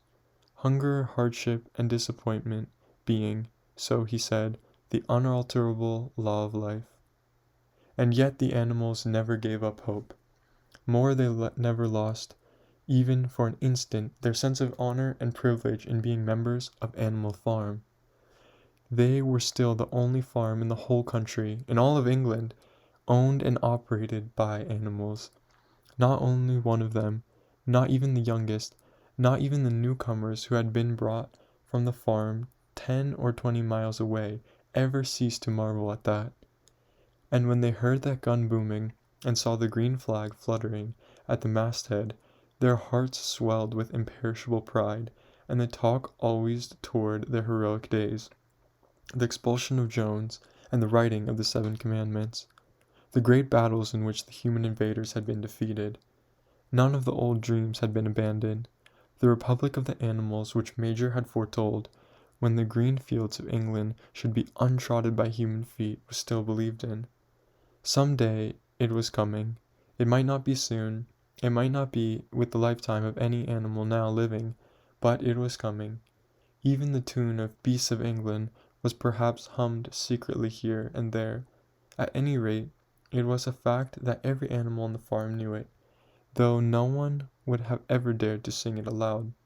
It might be that their lives were hard and that not all of their hopes had been fulfilled, but they were conscious that they were not as other animals. If they went hungry, it was not from feeding tyrannical human beings. If they worked hard, at least they worked for themselves. No creature among them went upon 2 legs. No creature called any other creature master. All animals were equal. One day, in early summer, Squealer ordered the sheep to follow him, and led them out to a piece of waste ground at the other end of the farm, which had become overgrown with birch saplings. The sheep spent the whole day there, browsing at leaves under Squealer's supervision. In the evening he returned to the farmhouse himself, but as it was warm weather, told the sheep to stay where they were. It ended by their remaining there the whole week, during which time the other animals saw nothing of them. Squealer was with them for the greater part of the day. He was, he said, teaching them to sing a new song for which privacy was needed. It was just after the sheep had returned, on a pleasant evening, when the animals had finished work and were making their way back to the farm buildings, that the terrified neighing of a horse sounded from the yard. Startled, the animals stopped in their tracks. It was Clover's voice. She neighed again, and all the animals broke into a gallop and rushed into the yard. They saw what Clover had seen. It was a pig walking on his hind legs. Yes, it was Squealer. A little awkwardly, as though not quite used to supporting his considerable bulk in that position, but with perfect balance, he was strolling across the yard, and a moment later, out from the door of the farmhouse came a long file of pigs, all walking on their hind legs. Some did it better than others. 1 or 2 were even a trifle unsteady, and looked as though they would have liked the support of a stick. But every one of them made his way round the yard successfully, and finally there was a tremendous baying of dogs and a shrill crowing from the black cockerel, and out came Napoleon himself, majestically upright, carrying haughty glances from side to side, with his dogs gambolling around him. He carried a whip in his trotter. There was a deadly silence. Amazed, terrified, huddling together, the animals watched the long line of pigs march slowly round the yard. It was as though the world had turned upside down. Then there came a moment when the first shock had worn off, and when, in spite of everything, in spite of their terror of the dogs, of the habit of developed over the long years, of never complaining, of never criticizing no matter what happened, they might have uttered some new word of protest. But just at that moment, as though at a signal, all the sheep burst out into tremendous bleating of 4 legs good, 2 legs better, 4 legs good, 2 legs better, 4 legs good, 2 legs better. It went on for 5 minutes without stopping, and by the time the sheep had quieted down, the chance to utter any protest had passed, for the pigs had marched back into the farmhouse. Benjamin felt a nose nuzzling at his shoulder. He looked around. It was Clover. Her old eyes looked dimmer than ever. Without saying anything, she tugged gently at his mane and led him round to the end of the big barn where the 7 Commandments were written. For a minute or 2 they stood gazing at the tattered wall with its white lettering. "My sight is failing," she said finally. "Even when I was young I could not have read what was written there, but it appears to me that that wall looks different. Are the 7 Commandments the same as they used to be, Benjamin?" For once Benjamin consented to breaking his rule. He read out to her what was written on the wall. There was nothing there now except a single commandment. It ran, "All animals are equal, but some animals are more equal than others." After that, it did not seem strange when the next day the pigs, who were supervising the work on the farm, all carried whips in their trotters. It did not seem strange to learn that the pigs had bought themselves a wireless set, were arranging to install a telephone, and had taken out subscriptions to John Bull, Titbits, and the Daily Mirror. It did not seem strange when Napoleon was seen strolling into the farmhouse garden with a pipe in his mouth. No, not even when the pigs took Mr. Jones's clothes out of the wardrobes and put them on. Napoleon himself, appearing in a black coat, rat-catcher breeches, and leather leggings, while his favourite sow appeared in the watered silk dress in which Miss Jones had appeared to wear on Sundays. A week later, in the afternoon, a number of dog carts drove up to the farm. A deputation of neighbouring farmers had been invited to make a tour of inspection. They were shown all over the farm, and expressed great admiration for everything they saw, especially in the windmill. The animals were weeding the turnip field. They worked diligently, hardly raising their faces from the ground, and not knowing whether to be more frightened of the pigs or the human visitors. That evening loud laughter and bursts came singing from the farmhouse, and suddenly, at the sound of the mingled voices, the animals were stricken with curiosity. What could be happening in there, now that for the first time the animals and human beings were meeting on terms of equality? With one accord they began to creep as quietly as possible into the farmhouse garden. At the gate they paused, half frightened, to go on, but Clover led the way in. They tiptoed up the house, and such animals as were tall enough peered in at the dining room window. There, round the long table, sat half a dozen farmers and half a dozen of the more eminent pigs, Napoleon himself occupying the seat of honor at the head of the table. The pigs appeared completely at ease in their chairs. The company had been enjoying a game of cards, but had broken off for the moment, evidently in order to drink a toast. A large jug was circulating, and the mugs were being refilled with beer. No one noticed the wondering faces of the animals that gazed at the window. Mr. Pilkington, of Foxwood, had stood up, his mug in his hand. In a moment, he said, he would ask the present company to drink a toast, but before doing so, there was a few words that he felt incumbent upon him to say. It was a source of great satisfaction to him, he said, and he was sure to all others present, to feel that a long period of mistrust and misunderstanding had now come to an end.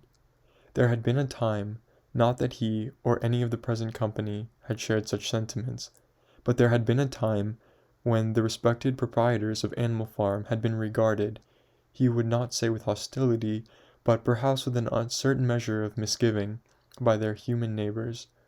Unfortunate incidents had occurred, mistaken by ideas had been current. It had been felt that the existence of a farm owned and operated by pigs was somehow abnormal and was liable to have unsettling effect in the neighborhood. Too many farmers had assumed, without due inquiry, that on such a farm a spirit of license and indiscipline would prevail. They had been nervous about the effects upon their own animals, or even upon their own human employees. But all such doubts were now dispelled. Today he and his friends had visited Animal Farm, and inspected every inch of it with their own eyes, and what did they find? Not only the most up-to-date methods, but a discipline and orderliness which should be an example to all farmers everywhere. He believed that he was right in saying that the lower animals on Animal Farm did more work and received less food than any animals in the country. Indeed, he and his fellow visitors today had observed many features which they intended to introduce to their farms immediately.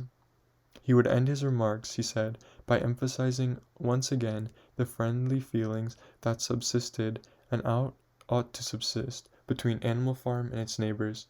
Between pigs and human beings there was not, and there need not be, any clash of interests whatever.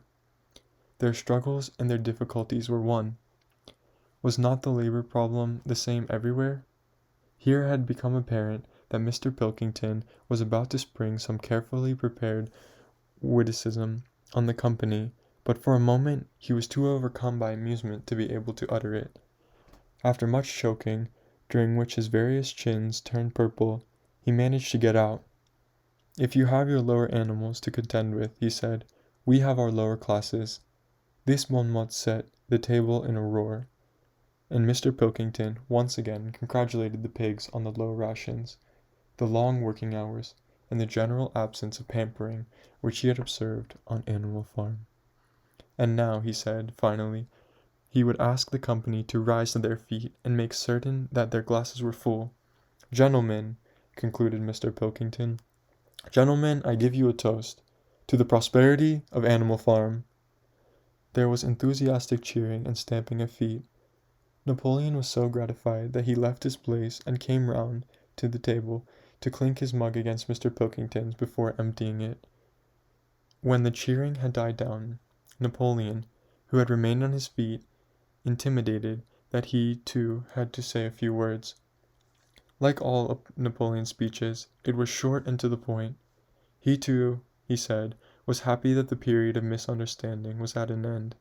For a long time there had been rumors circulated, he had a reason to think, by some malignant enemy, that there was something subversive and even revolutionary in the outlook of himself and his colleagues, that had been credited with attempting to stir up rebellion among the animals of neighboring farms. Nothing could be further from the truth. Their sole wish, now and in past, was to live at peace and in normal business relations with their neighbors.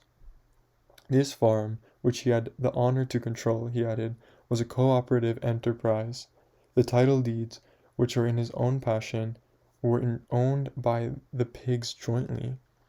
He did not believe, he said, that any of the old suspicions still lingered, but certain changes had been made recently in the routine of the farm which should have the effect of promoting confidence still further. Hitherto, the animals on the farm had had a rather foolish custom of addressing one another as "comrade." This was to be suppressed. There had also been a very strange custom, whose origin was unknown, of marching every Sunday morning past a boar's skull which was nailed to a post in the garden. This too would be suppressed, and the skull had already been buried. His visitors might have observed, too, the green flag which flew from the masthead. If so, they would perhaps have noted that the white hoof and horn with it had been previously marked had now been removed. It would be a plain green flag from now onwards. He had only one criticism, he said, to make Mr. Pilkington's excellent and neighborly speech. Mr. Pilkington had referred throughout to Animal Farm. He could not, of course, know, for he, Napoleon, was now only for the first time announcing it, that the name Animal Farm had been abolished. Henceforward, the farm was to be known as the Manor Farm, which he believed was its correct and original name.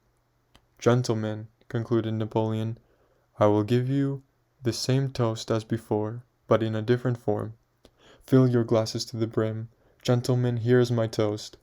To the prosperity of Manor Farm." There was the same hearty cheering as before, and the mugs were emptied to the dregs. But the animals outside gazed at the scene. It seemed to them that some strange thing was happening. What was it that had altered in the faces of the pigs? Clover's old dim eyes flitted from one face to another. Some of them had 5 chins, some had 4, some had 3. But was it that seemed to be melting and changing?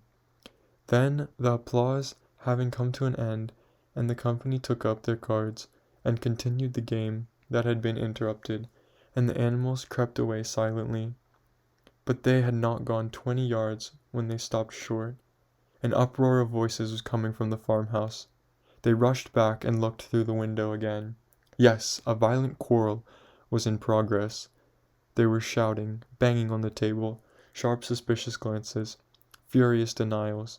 The source of the trouble appeared to be that Napoleon and Mr. Pilkington had each played an ace of spades simultaneously. 12 voices were shouting in anger, and they were all alike. No question now what had happened to the faces of the pigs. The creatures outside looked from pig to man, from man to pig, from pig to man again, but already it was impossible to say which was which. The end.